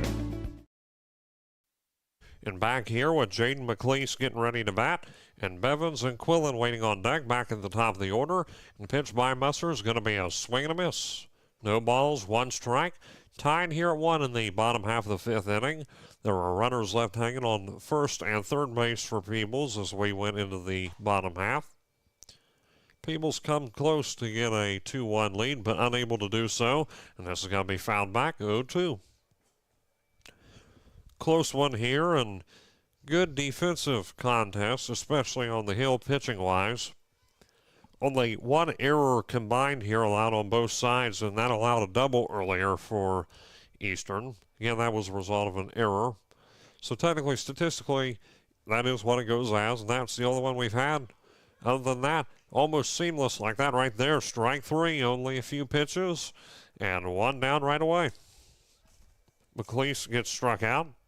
Bevins comes up next. With Quillen waiting on deck again. Tie ball game here in Beaver, 1 apiece. And the bottom half of the 5th. Pitch is going to be a little low there, called ball, also outside.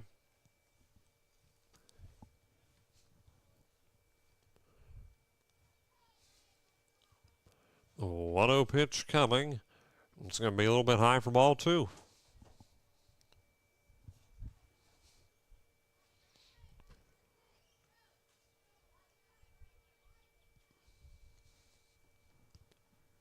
Two out to Bevins, and this is fouled back.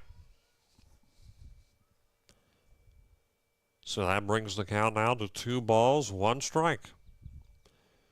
Bevins here in the box. Again, 1 down here. Bottom half of the 5th inning. 2-1 coming, and that's going to be called ball. Myers falls back on that one. So that is ball 3. 3 balls, 1 strike.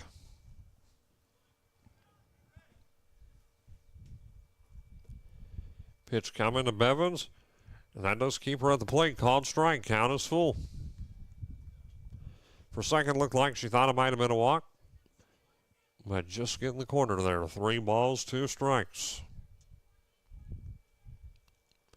And here comes the full count pitch. And that is going to be a walk. Bevins now makes it on first base with Aubrey Quillen coming up next. Only 1 out, so some breathing room here for Eastern with a runner on base. Pitch to Quillen. She shapes up to bunt. I'm thinking about second, but will hold at first. So Bevins is still at first base. Called strike a moment ago. 0-1 the count. Pitch to Quillen is going to be a bit low and in the dirt. 1-1.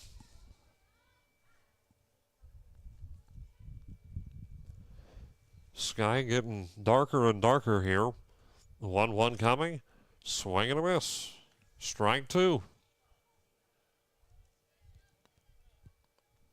We were talking earlier about the weather, and you have to play at least 5 innings normally. I don't know the rule for a tournament game, but even at that point, we're in a situation now where it's tied in 5 innings. I haven't completed the 5th here yet. Pitch coming, and an attempt to steal second here by Bevins, and she is going to be safe. 2-2 the count at the plate to Quillen. She slides in safely.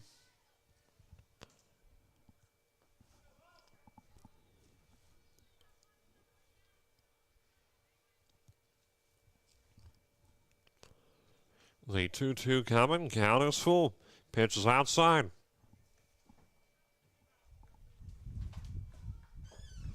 So 3 balls, 2 strikes the count.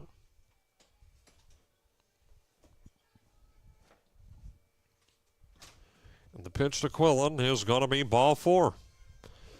So now Quillen is walked. 2 straight walks here produced by Musser. Bevins, of course, on second as a result of a steal. The 2 straight walks, and Liberty Portman up next. Pitch coming, swing and a miss. Strike 1 called on Portman. 0-1.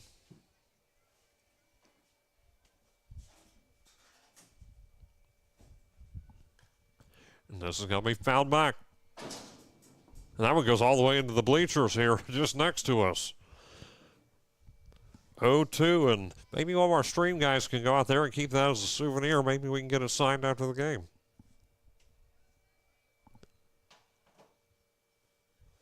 0-2, the count to Portman. Regrouping here with Coach Josh Nickel.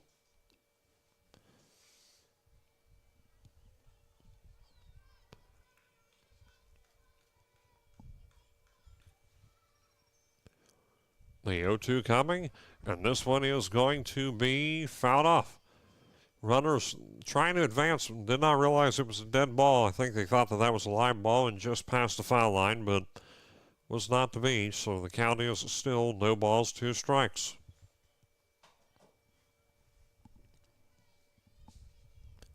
And once again, Musser's 0-2 is going to be a little bit low for ball 1. That one drops Just a bit underneath there. 1 ball, 2 strikes.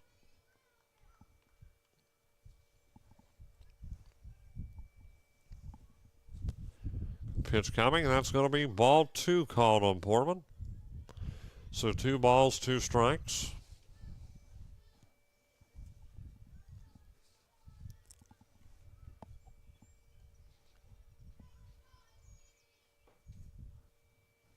One down for Eastern, the 2-2 to Portman. And this one is going to go through line drive past the third baseline. And that's going to bring in the leading run for the Eagles. 2-1 the score as Braylon Bevins makes it home. Runners now on first and second base. 1 out and a 1-run lead.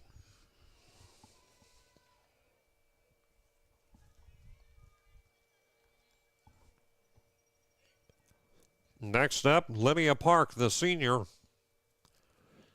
1 out and a 1-run lead. First run since the third inning. And this is going to be a fly ball towards center field, and it is going to be scooped up by the center fielder, Scott, for out number 2.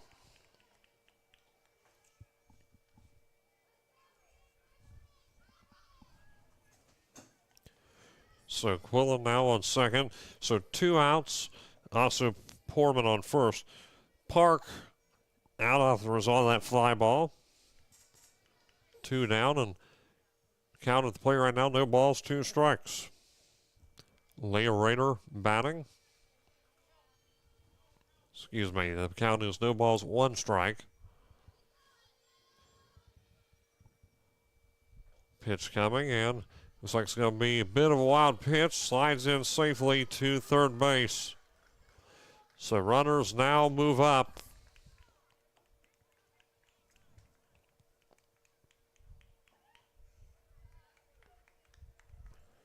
Quillen, they're saying she's out. Initially called safe. Someone's called out. However, that's going to do it for the inning. So nonetheless, Eastern able to get another run. Initially called safe, but a review, and that one's called out instead. So 2-1 the score now. Eastern with a 1-run lead as we head into the 6th. We will be back in just a moment on Total Media Sports. You love the Big Red Machine. The Cincinnati Reds have a history of being competitive and zealous while maintaining the utmost professionalism. So should your lawyer. John Kirsten Clark is an aggressive and zealous attorney that is always looking out for the best interests of his clients while trying to secure a win. He has over 30 years experience and is licensed in all courts, state of Ohio, federal court, and even the U.S. Supreme Court. Whether your legal issue is domestic related or a criminal law issue, call John Clark Law Office today. Craving something delicious? Carson's Corner Pizza has you covered. From our cheesy, freshly baked pizzas to sizzling potato skins loaded with crispy bacon and melted cheddar, every bite is a flavor explosion. Want wings? We've got them. Salads? Of course. Calzones? You bet. And don't forget the best fried mushrooms in town. Skip the wait. Order online at carsonscornerspizza.com or call 740-289-1300. Carson's Corner Pizza, where every bite is better than the last.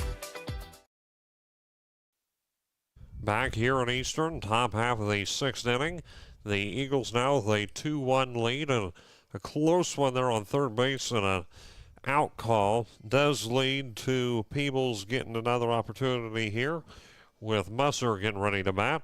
Young and Davis waiting on deck. Now trailing, of course, here by 1 run. Eastern taking the lead 2-1, and the pitch coming from Rayner, and that's a swing and a miss.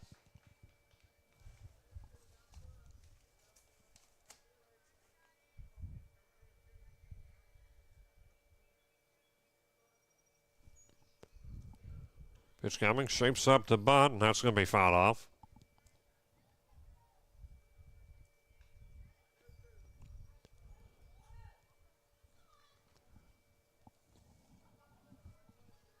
So now the count is 0-2.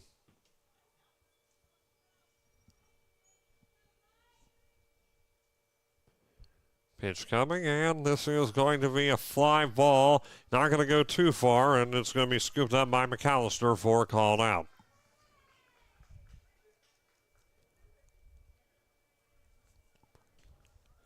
Kendall Young up next. One down for Peebles. Trailing by one here. The Lady Eagles with a one-run lead in the top half of the sixth. That one is going to get the outside corner for a called strike. Close one there, and a great pitch here by Leah Rader.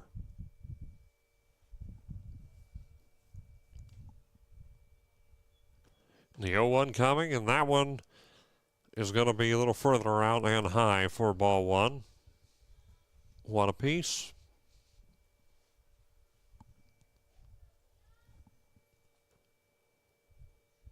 The 1-1 pitch coming to Young, and that one's going to be a bit on the wild side for ball three. Ball two, pardon me.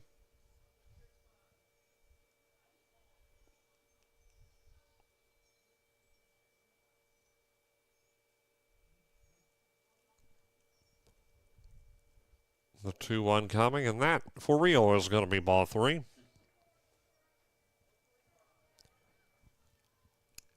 So 3-1 the count.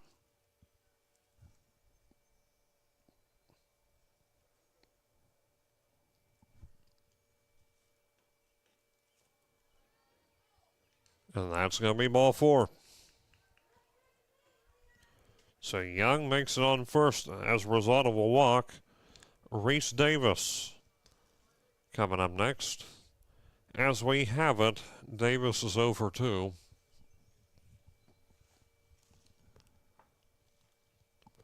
One down for Peebles and one on base. Pitch coming to Reese Davis. Is going to be called strike.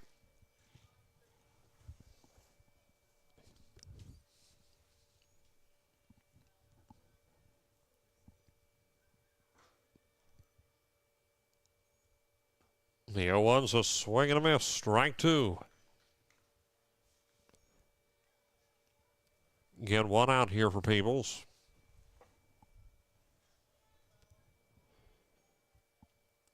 The 0-2 pitch coming by Rader, and it is going to be ball one.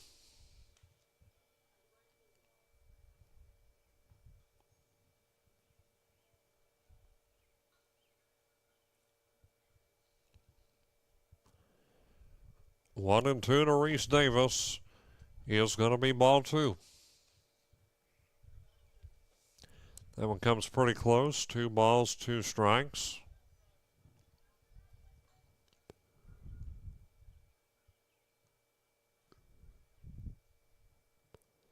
Two coming by Rader, and that is going to be a swing and a miss. Called strike three, and so Reese Davis strikes out. Keeps the train rolling for Leah Rader.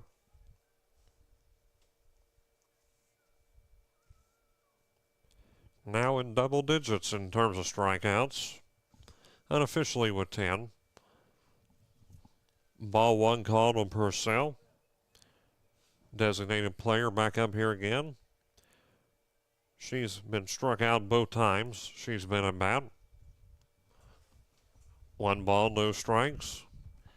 And here's the pitch. It'll be called strike one. Gets that corner there again. Raiders definitely come to play here in this one. So the count is 1-1 with 2 outs. Pitch coming, and that's going to be on the wild side, and a pass ball is going to advance one to second base. Young is now on second off of that wild pitch, the pass ball. 2-1 the count. And this is going to be another wild pitch and another pass ball, which moves Young to third. Couple errant pitches here by Rader, and Young's making the most of it. So that is ball three. 3 balls, 1 strike.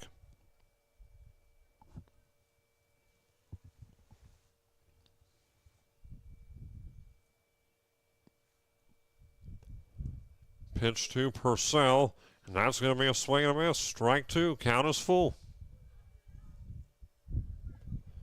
Keeps the at-bat alive.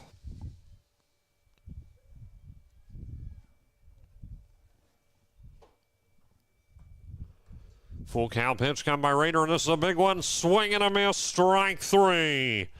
Another big strikeout. So, with the unofficially 11th strikeout, Leah Raider retires the side, and we head into the bottom of the 6th inning where no runs were produced. However, a runner was left on base, and just around the corner, might I add, was the tying run. So the score does remain Eastern 2, Peebles 1. We will be back in just a minute on Total Media Sports. You love the Big Red Machine. The Cincinnati Reds have a history of being competitive and zealous while maintaining the utmost professionalism. So should your lawyer. John Kirsten Clark is an aggressive and zealous attorney that is always looking out for the best interests of his clients while trying to secure a win. He has over 30 years experience and is licensed in all courts, state of Ohio, federal court, and even the U.S. Supreme Court. Whether your legal issue is domestic related or a criminal law issue, call John Clark Law Office today. Craving something delicious? Carson's Corner Pizza has you covered.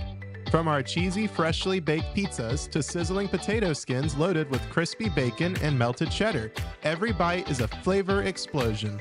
Want wings? We've got them. Salads? Of course. Calzones? You bet. And don't forget the best fried mushrooms in town. Skip the wait. Order online at carsonscornerspizza.com or call 740-289-1300. Carson's Corner Pizza, where every bite is better than the last. And back here in Eastern with Kelly Wells batting. Up 2-1 are the Eagles, and this pitch is going to be a fly ball and caught for out number one. One pitch, one fly ball, and one out. Kelly Wells is out, and that makes her, as we have it here, 1 for 3. Maddie Day, the senior, comes up next. One quick out here. Bottom half of the 6th inning.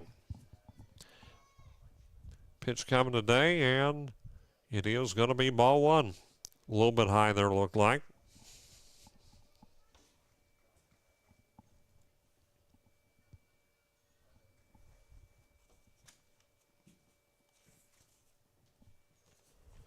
This one's going to be a bit on the wild side, ball two.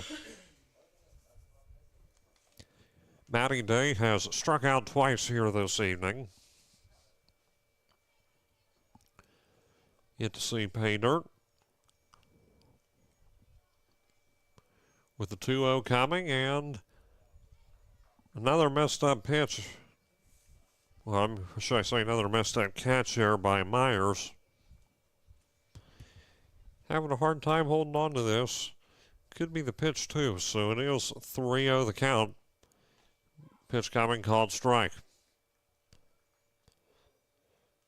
The at-bat stays for a moment.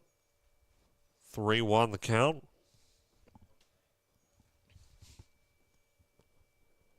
Pitch coming, and there's going to be a walk. Maddie Day is going to be on first base. Lindley McAllister up next. One on base and one out. The bottom of the 6th. Eastern up 2-1.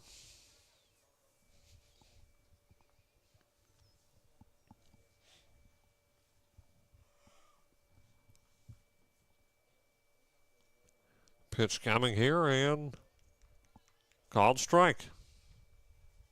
The outside corner there to McAllister. If you're Eastern, it wouldn't hurt to maybe get another run on board as we head into the top of the 7th in a moment. That one is going to be scooped up there by Myers, but evens up one apiece, 1-1. Only with a one-run lead here, 2-1. But good pitching as well by Raider has made a big difference. Peebles has not gotten a run since the first. Swing and a miss for strike two.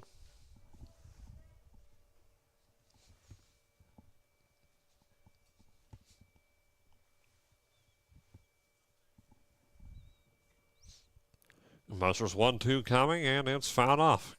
Count holds a 1-2.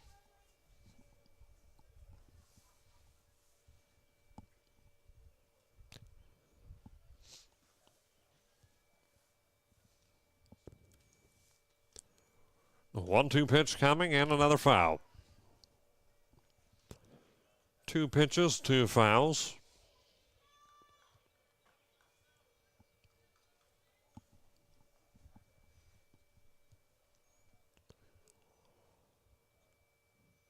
Now Musser's 1-2 once again.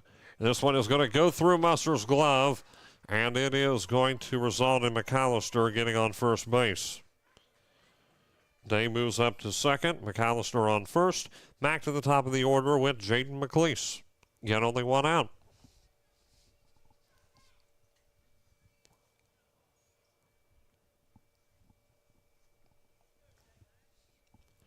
McLeese up with Bevins waiting on deck. McLeese 2 for 3. Pitch coming, swing and a miss.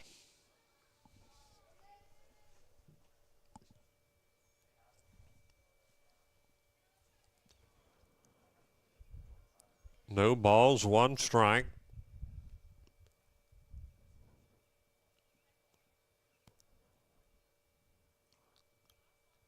That's going to be high for ball 1. So the count now 1-1. Talking now to Coach Josh Nickel. So again, the count is even at 1 apiece. 1 ball, 1 strike. Up by 1 with 1 out. Runners on first and second.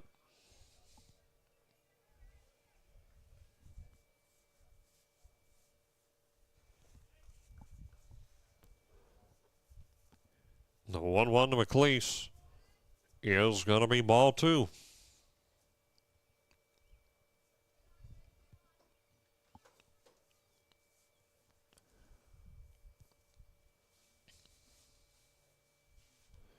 Two balls, 1 strike. Pitch coming, and it's going to be called strike 2. 2-2.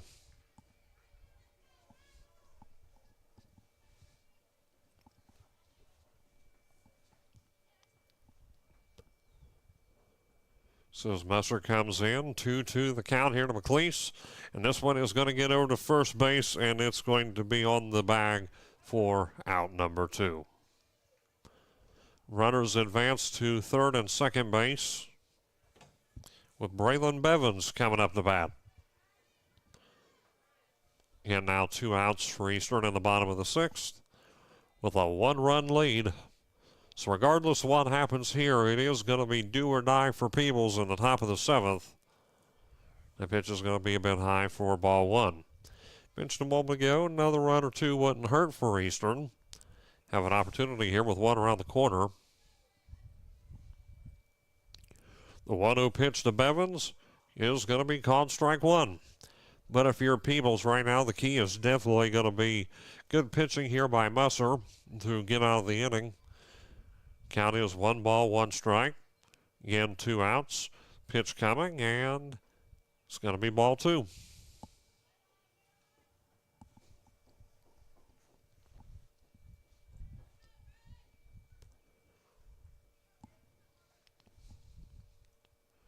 Two and 1 to Braylon Bevins.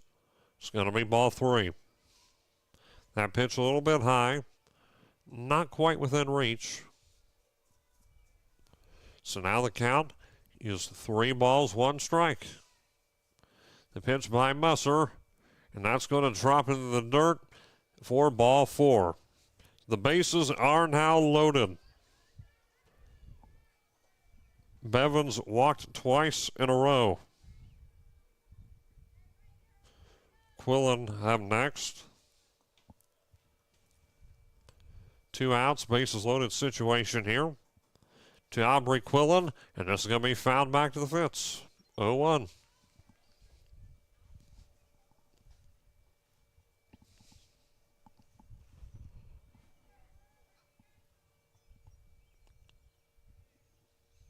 Two to 1 the score. The 0-1 pitch coming, and this is going to be fouled back again.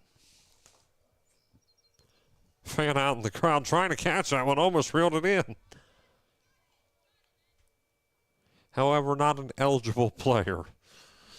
0-2 the count. Pitch coming to Quillen, and there's a swing and a miss.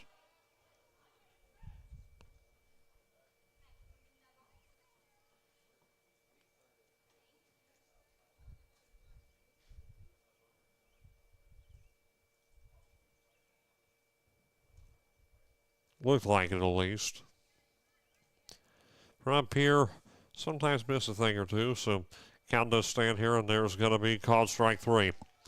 So, big out right there does keep the bases loaded as we head into the top half of the 7th inning. And now Peebles getting ready to come out to bat for their last opportunity here. We'll see if the Eagles can close it out. 2-1 is the score. We will be back in just a moment on Total Media Sports.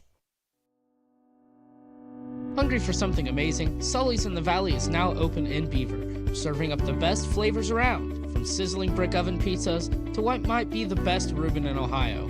Every bite is made with top quality, high-grade ingredients, fresh, flavorful, and crafted to perfection. Sully's is your new go-to spot. Come see what everyone's talking about. Sully's in the Valley, now open in Beaver. You love the Big Red Machine. The Cincinnati Reds have a history of being competitive and zealous while maintaining the utmost professionalism. So should your lawyer. John Clark is an aggressive and zealous attorney that is always looking out for the best interests of his clients while trying to secure a win. He has over 30 years experience and is licensed in all courts, state of Ohio, federal court, and even the U.S. Supreme Court. Whether your legal issue is domestic related or a criminal law issue, call John Clark Law Office today. Back here at Eastern, and one last time here, we'd like to thank our sponsors: Brewster's Real Estate and Auction, Graphic Creations, We Wrap It, You Rock It, Quick Stop Lube and Tire, Chase Brown Law, and John Clark Law Offices, Sully's in the Valley, Ohio Valley Bank, Carson's Corner Pizza, and Riverside Restaurant. As we head here to the top half of the 7th inning, no certainty that we'll see a bottom half with Peebles trailing 2-1. Stay tuned after this for the Sully's in the Valley postgame show. Give some post-game statistics, some final thoughts here on this one after the conclusion of the contest. And now it comes down to Leah Rader, who has had a phenomenal performance on the hill this evening to close it out, leading a great defensive showing here for Eastern. Again, leading by 1 run are the Eagles, with the Indians coming up to bat for what may be the last time. A trip to the district semifinals on the line.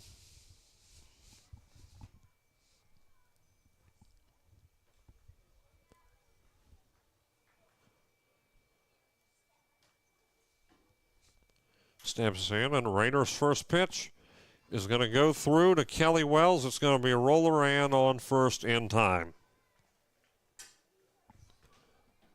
So 1 up, 1 down. That was Scott, with Abbott and Burns coming up next. First Abbott. 1 out here for Peebles. They need a run to send this into the bottom of the 7th. Pitch by Rader is going to be ball 1.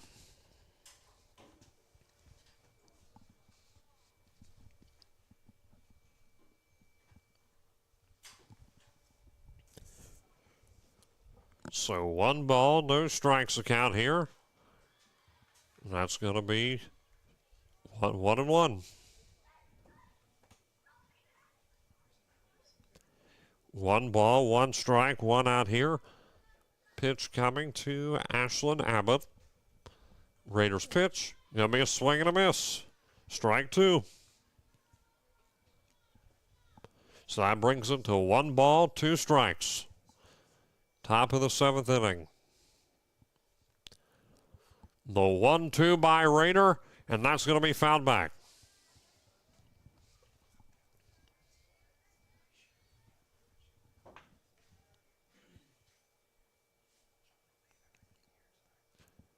The 1-2 coming in just a moment. Pitch from Rader, and it is going to be fouled again.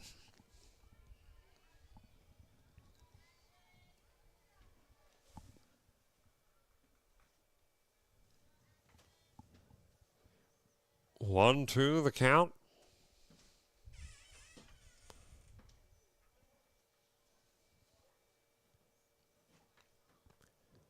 The pitch by Rader is going to be ball 2, 2-2.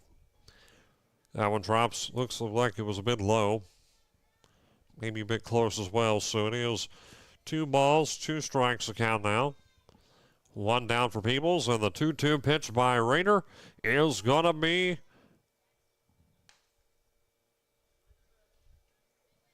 I think it was a foul. So she might get a little bit of that one. 2-2. Raised it, so the count is still on 2 balls, 2 strikes. Pitch by Raider. The 2-2 again is a swing and a miss. Swung a little early, and Raider gets another strikeout. 2 down and only 1 left to go.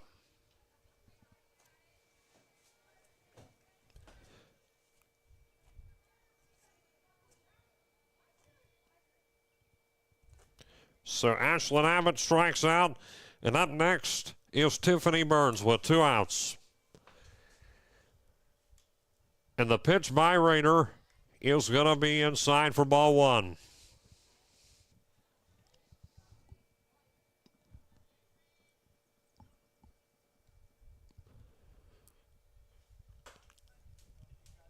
One ball, no strikes the count. The pitch to Tiffany Burns. It's going to be ball 2. A little bit of a high pitch there from Raider. Again, 2 outs here, trailing by 1 is Peebles, and talking things over here on the hill just for a moment. Coach Nickel comes up. Callister just talking things over here. 2 balls, no strikes. You're only 1 out away, and I'm sure that's the message right now.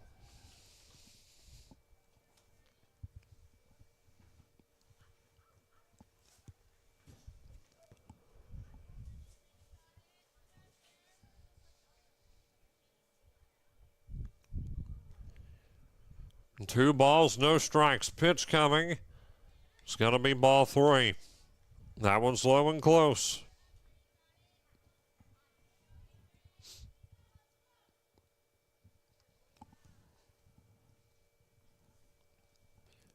The 3-0 pitch by Raider. Pulls back, and 4 pitches results in a walk. Burns now on first. Should be going back to the top of the order with Carroll. 2 outs, 1 on base for Peebles. Still an uphill battle to climb for them.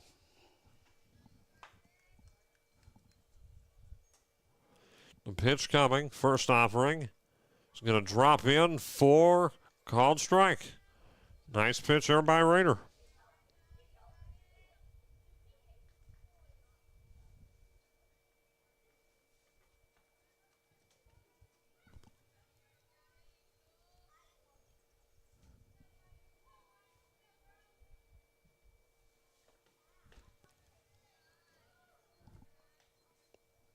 And that one is going to be 1-1.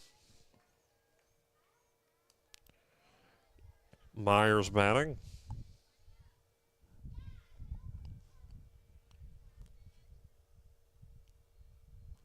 One ball, 1 strike, 2 outs. Runner on base. Pitch coming. And that's going to be ball 2.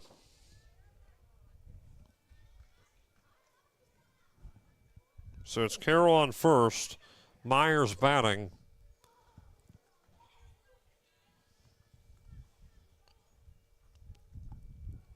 And here comes the 2-1 pitch by Raider. That's going to be called ball 3. Already allowed 1 walk and maybe perhaps losing a little bit of steam here. She has pitched a full 7 innings. Don't have an exact pitch count for her, but it's racking up. 3-1 coming, and there's going to be 2 straight walks. So, again, pardon me, that was Carroll who got that initial walk. Now Myers is on first base, Carroll on second, and now to Abigail Smalley with 2 on.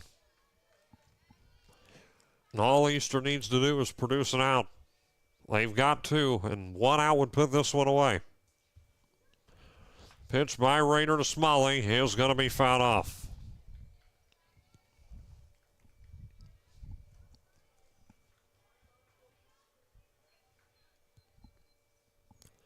No balls, 1 strike.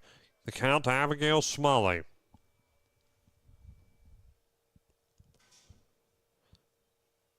Pitch by Raider, and this is going to be a fly ball, and going to try to make a catch on it, but it's way into foul territory. 0-2. Showing some hustle, but That one out of reach, and out of the field of play. No balls, 2 strikes.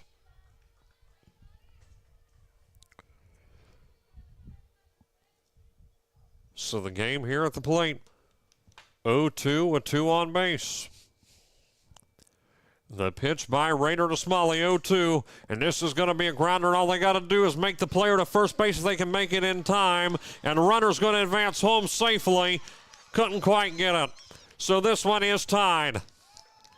And looks like it'll move ahead now is Smalley. So we're tied at 2-2. Didn't quite get the playoff in time. And now we're tied at 2 apiece. This one is not over yet.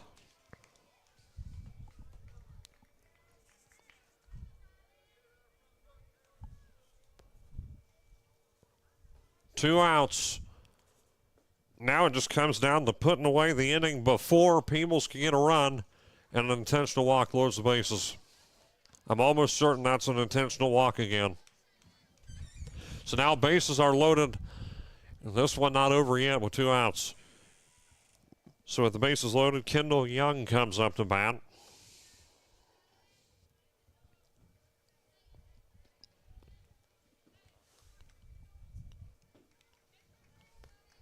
Two the score.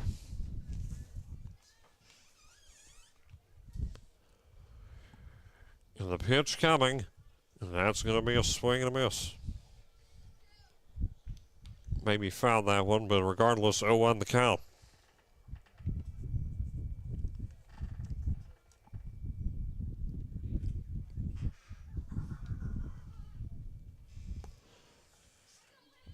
Bases loaded, and count is 1-1. Kendall Young batting. Buster, of course, was sent to first base immediately. Now Raiders 1-1 pitch coming, and that's going to be another swing and a miss. 1-2. 1 ball, 2 strikes.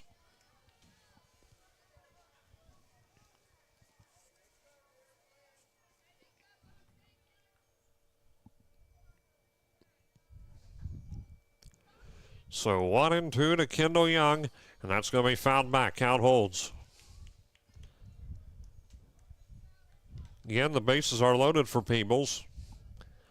They're able to produce their first run since the first inning, and it is tied at 2.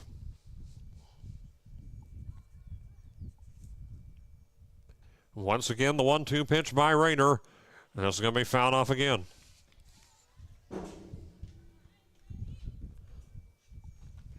Still 1-2.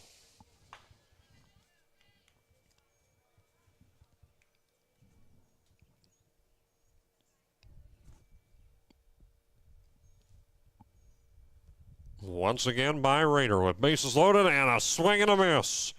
Avoids any further runs from coming in. However, we are going to be going into the bottom of the 7th inning. Peebles able to get that tying run.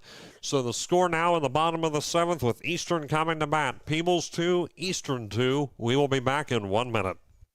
Craving something delicious? Carson's Corner Pizza has you covered. From our cheesy, freshly baked pizzas to sizzling potato skins loaded with crispy bacon and melted cheddar, every bite is a flavor explosion. Want wings? We've got them. Salads? Of course. Calzones? You bet. And don't forget the best fried mushrooms in town. Skip the wait. Order online at carsonscornerspizza.com or call 740-289-1300. Carson's Corner Pizza, where every bite is better than the last. When it's time for a real meal, head over to Riverside Restaurant at 924 East Main Street in Piketon, serving up breakfast, lunch, and dinner Tuesday through Sunday from 7 to 3 and Saturday from 8 to 3. Try their train wreck breakfast, which includes 2 eggs, hash browns, biscuits and gravy, bacon, sausage links, all topped with shredded cheese for just $9.95. From home-style dinners to juicy burgers and fresh sandwiches, there's something for everyone. Call 740-289-3884 or stop by today. Riverside Restaurant. Good food, good company, great taste. And back here at Eastern, where we are indeed seeing a bottom half of the 7th inning. Eastern came into the inning with a 2-1 lead. Peebles able to get the leading run, or the tying run, should I say. And Liberty Poorman coming up to bat. Tied at 2 here in the bottom half of the 7th inning. A run would put it away if Eastern can somehow get one.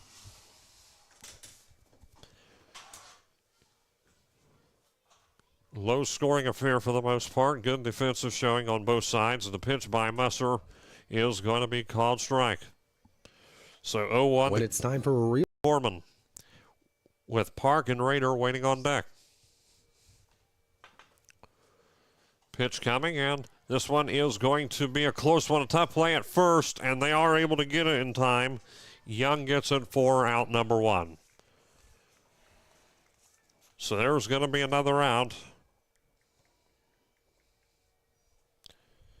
Poorman is out, and now Lydia Park up next. One out for the Eagles, and all it takes is one big play.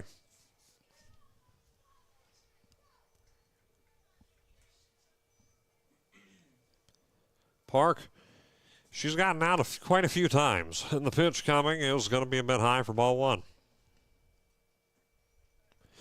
3 recorded outs from her.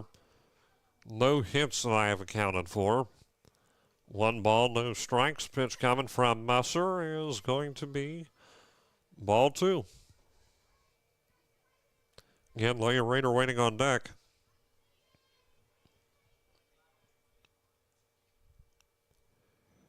Pitch coming and fouled back.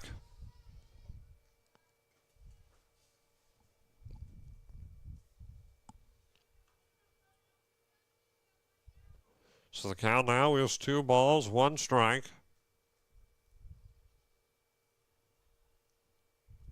The 2-1. That's going to be fouled again. Looks like you got a little bit of that one. 2-2.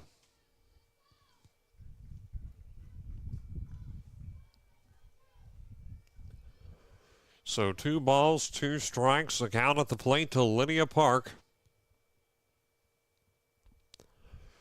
2-2 coming.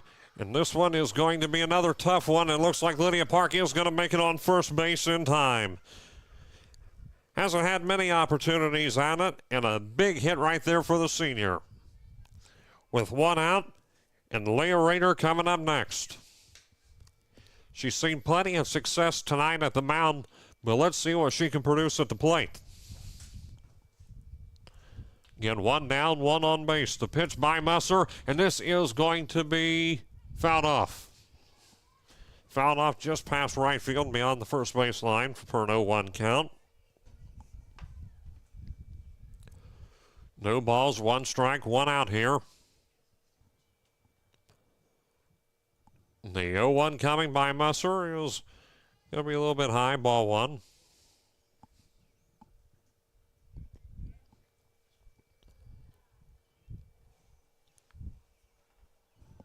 Again, 1 runner on base with 1 out. Pitch coming. That's going to be strike 2.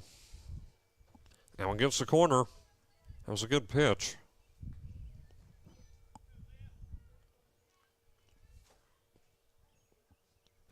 Now the 1-2 coming. It looks like I'm trying to steal second and slides in safe.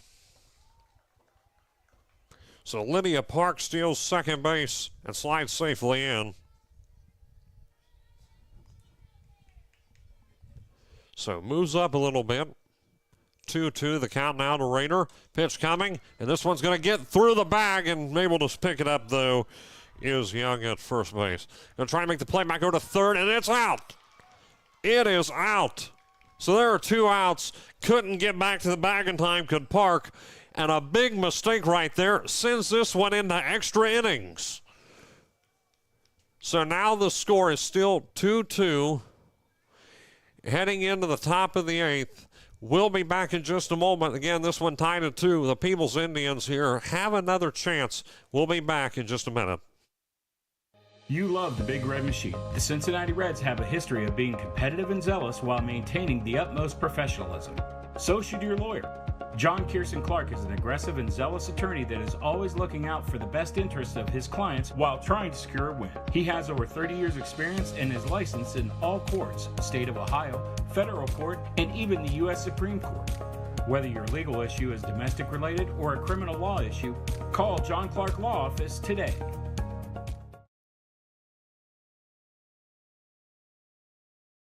When it's time for a real meal, head over to Riverside Restaurant at 924 East Main Street in Piketon. Serving up breakfast, lunch, and dinner Tuesday through Sunday from 7 to 3 and Saturday from 8 to 3. Try their train wreck breakfast, which includes 2 eggs, hash browns, biscuits and gravy, bacon, sausage links, all topped with shredded cheese for just $9.95. From home-style dinners to juicy burgers and fresh sandwiches, there's something for everyone. Call 740-289-3884 or stop by today. Riverside Restaurant. Good food, good company, great taste.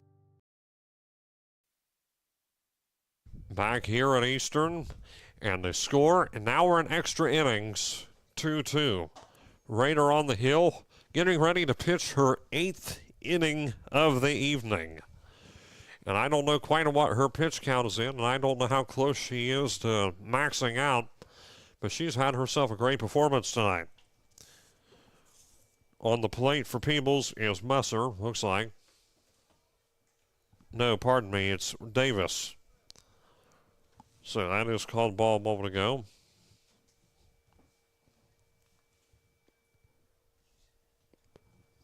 One ball, no strikes. The pitch by Raider.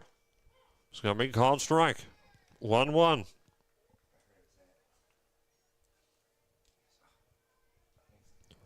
So 1-1. Count here in the top of the 8th.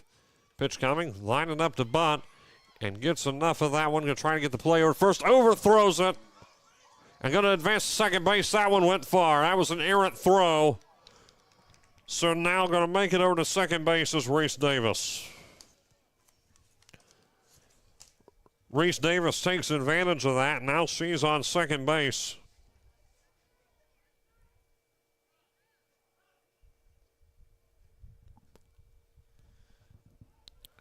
Purcell coming up next.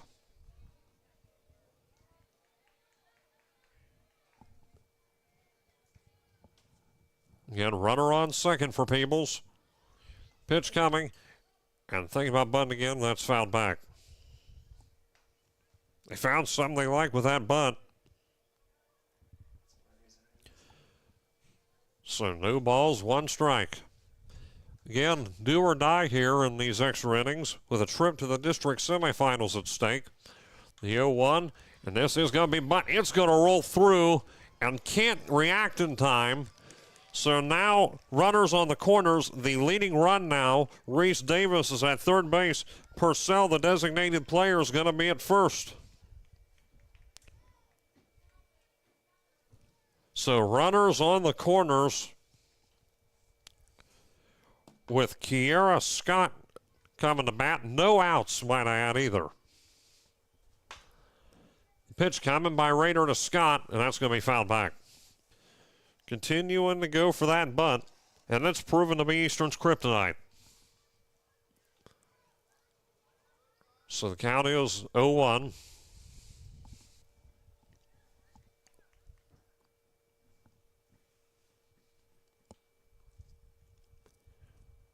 Pitch coming to Scott, and this is going to be fouled again. Doesn't quite get the memo. Thought it was within territory, but dead ball, so one comes back. 0-2 the count.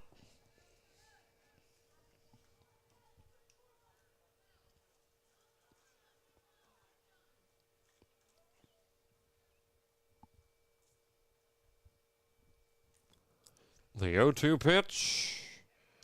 Now one is gonna, they're signaling something here. It looks like a hitter. Yep, hit by pitch. Looked like might have been, and it was. So now Scott is going to be on first base as a result of hit by pitch. Bases are loaded for Peebles with no outs. Raiders been in some tough situations all night. Right here, Eastern needs her the most.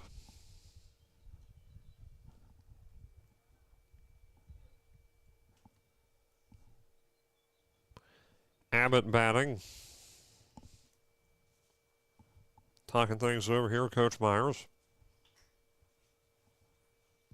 Again, tied at 2 for the moment being.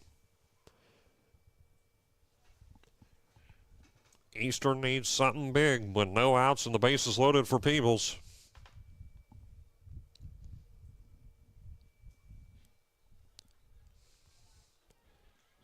Ashlyn Abbott steps in.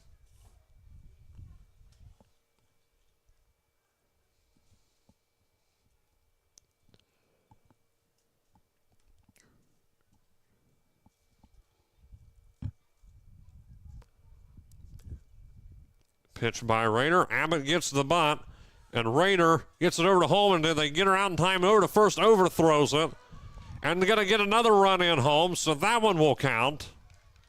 They did get the out initially, but a run did come in nonetheless. As that run is going to be from Purcell. So it should be 3-2.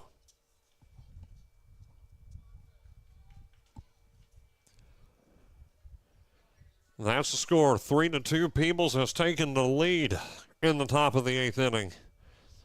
Able to get again the initial play at home out, but good move there to advance forward. So a run comes home.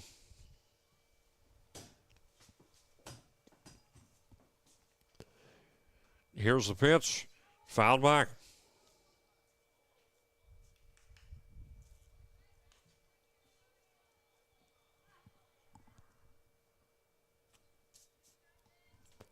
Looks like this might be a substitute. Looks like a pitch coming in. No balls, 1 strike. It's going to be bunted off. That is Carroll still, and it's going to be fouled off. 0-2. Thought there for a second that was a number 4 on her jersey. Which, of course, we do have a substitute with that number, but no, instead it is still Carroll. No pinch hitter here. 0-2 the count. Runners on the corners for Peebles with 1 out. The pitch from Rayner to Carroll. It's going to be a swing and a miss. Strike 3. Needed that strikeout if you're Eastern.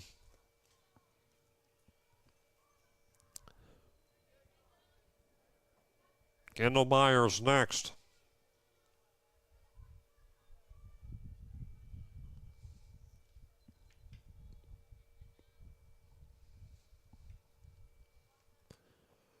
Two outs, and the pitch by Leah Rayner is going to be a swing and a miss. Got her swinging on that one. Good pitch. 0-1 the count to Kendall Myers.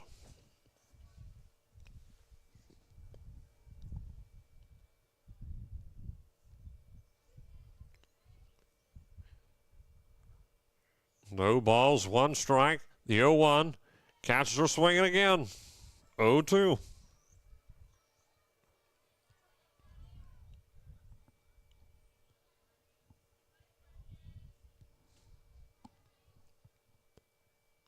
So no balls, 2 strikes. The count here at the plate with 2 outs. Just need to get 1 more strike here, and this one is going to be fouled off. Keeps the at bat alive for a moment.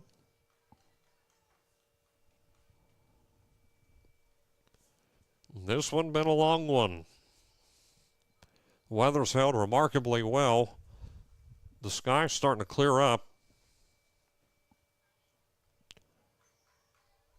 Thankfully, Mother Nature showing some kindness here.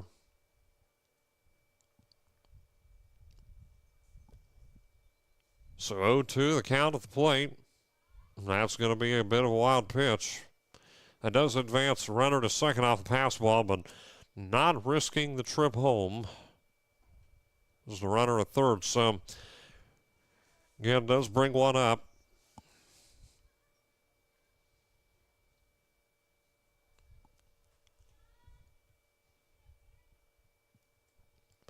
And pitch coming, and that's going to be ball 2.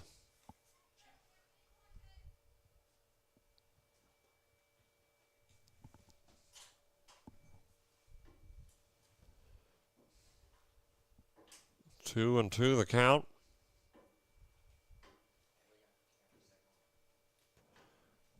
Pitch coming and full count. couple rough pitches here by Raider. Myers steps off for a moment. Again, full count. Runners on second and third now for Peebles.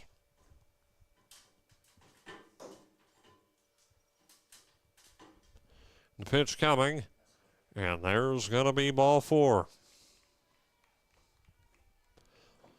Bases loaded for Peebles, with Abigail Smalley once again coming to bat.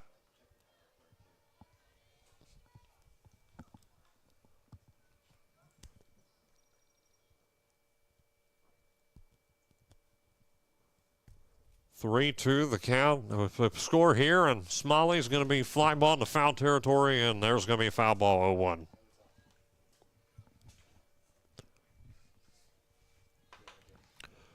No balls, 1 strike. The count to Smalley. Again, bases loaded for Peebles with 2 outs. They've taken a 1-run lead here in extra innings.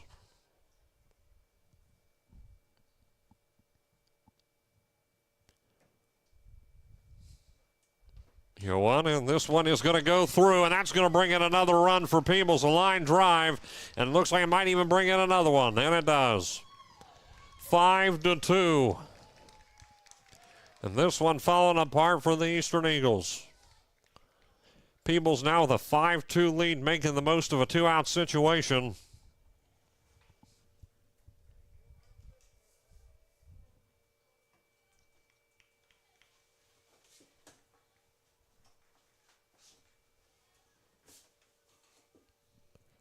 Big line drive right there by Smalley.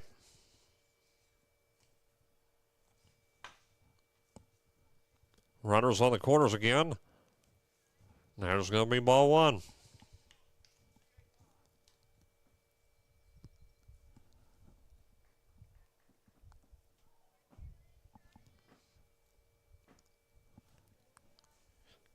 Kalen Musser at the plate. Runners on the corners. Pitch coming. Swing and a miss. And Smalley will successfully steal second standing. Count is, it says here, 1-1.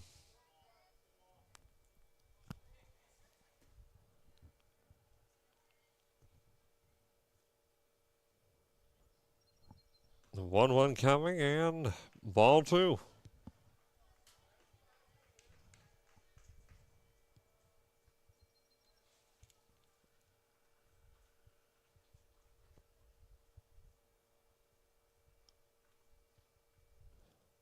Two one coming, and there's going to be a wild pitch. Pass ball does advance another runner and will be called safe.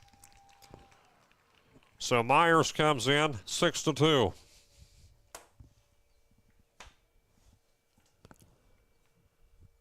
Another wild pitch there by Raider. This one allows a pass ball to bring the runner home. Sun now showing through here.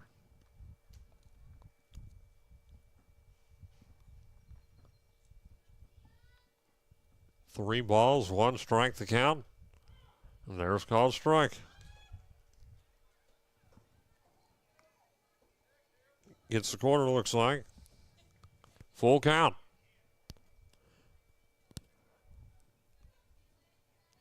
And the full count pitch to Musser. And this one is going to go over to first base to Wells. And there's out number 3.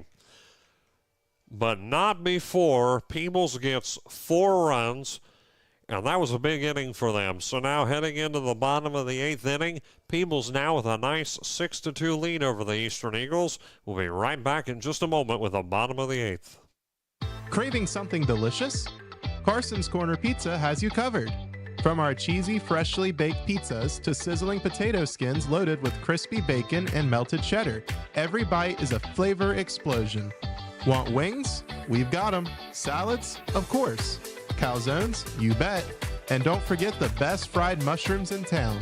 Skip the wait. Order online at carsonscornerspizza.com or call 740-289-1300. Carson's Corner Pizza, where every bite is better than the last.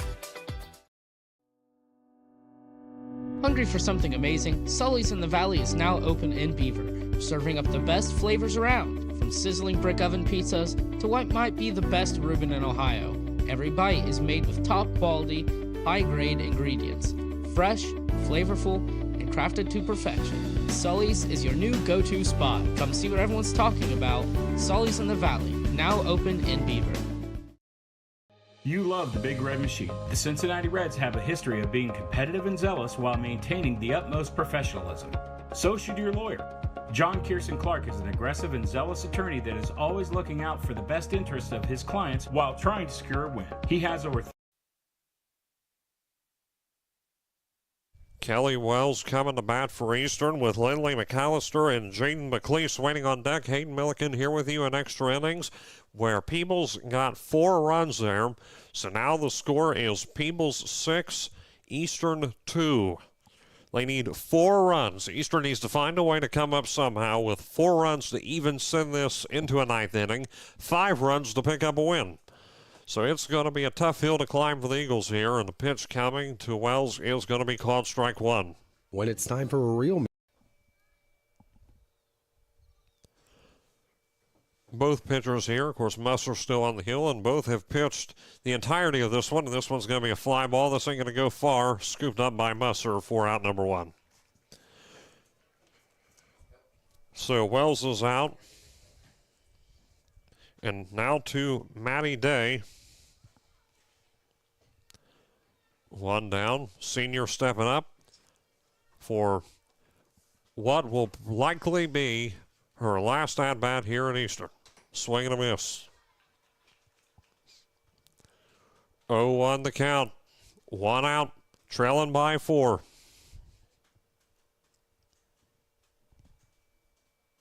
This is going to be fouled back. 0-2.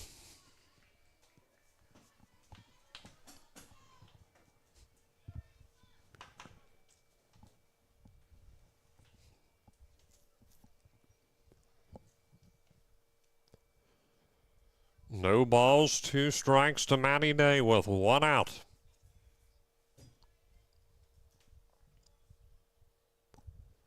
Pitch coming, swing and a miss.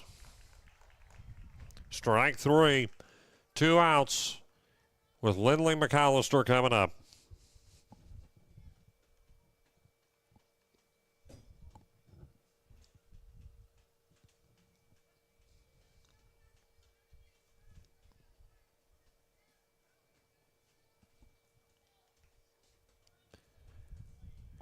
And at one point was a close back and forth contest. Just fell apart here in extra innings. There's going to be called strike. Remember, going into this, at the time of the draw, Peebles only had 4 wins to their credit and were given only the 11 seed. The 0-1, strike 2, swing and a miss. Eastern came to this with a rather favorable home seed. And the 0-2 coming from Musser to McAllister. It's going to be a fly ball, and it's going to drop. McAllister is going to get on first and round into second, and it's going to be a player to second base, and I don't think they got quite to her in time. They did not. So Lindley McAllister keeps this one alive for a moment. She gets a double. And now to Jaden McLeese. Again, 2 outs.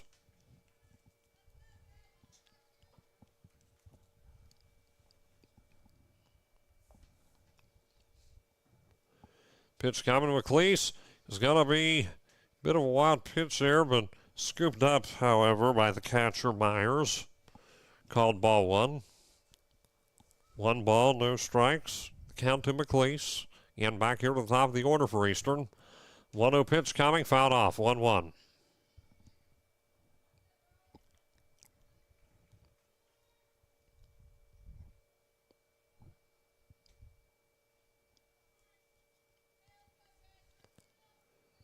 One ball, 1 strike.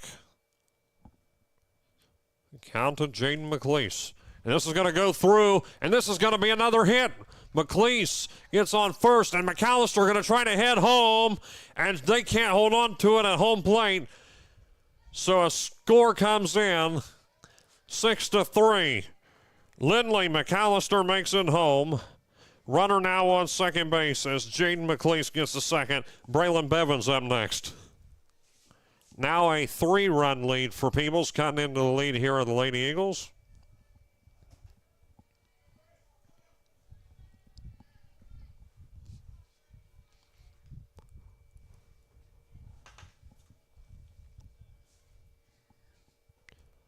Pitch coming, and this is going to be fouled off.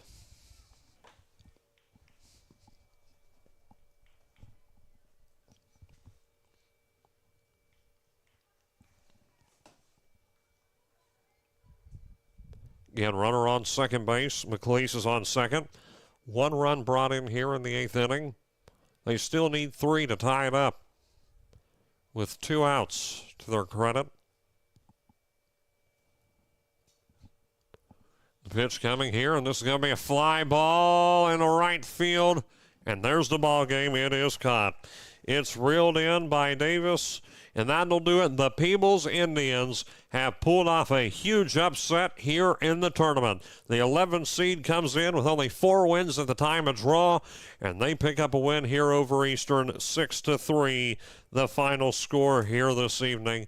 And the season will come to an end for the Eastern Lady Eagles. This is it for the season. And so Peebles will move on to Uniota High School, where they will take on Lynchburg Clay. And again, a big upset here this evening. Stay tuned, folks. Again, 6-3, the final score. We'll be back in just a couple minutes for a rather brief edition of the Sullies in the Valley postgame show. When it's time for a real meal, head over to Riverside Restaurant at 924 East Main Street in Piketon. Serving up breakfast, lunch, and dinner Tuesday through Sunday from 7 to 3 and Saturday from 8 to 3. Try their train wreck breakfast, which includes 2 eggs, hash browns, biscuits and gravy, bacon, sausage links, all topped with shredded cheese for just $9.95. From home-style dinners to juicy burgers and fresh sandwiches, there's something for everyone. Call 740-289-3884 or stop by today. Riverside Restaurant. Good food, good company, great taste. Hungry for something amazing? Sully's in the Valley is now open in Beaver, serving up the best flavors around, from sizzling brick oven pizzas to what might be the best Reuben in Ohio. Every bite is made with top quality, high-grade ingredients, fresh, flavorful, and crafted to perfection. Sully's is your new go-to spot. Come see what everyone's talking about. Sully's in the Valley, now open in Beaver.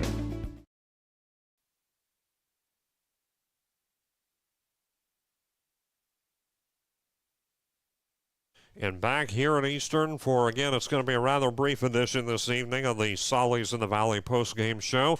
Shout out to Sullies in the Valley. Some great food here if you come to Beaver, so be sure to check them out. Great hangout spot as well, just located right in the middle of town. And a big upset this evening as the Peebles Indians have won tonight by a score of 6-3.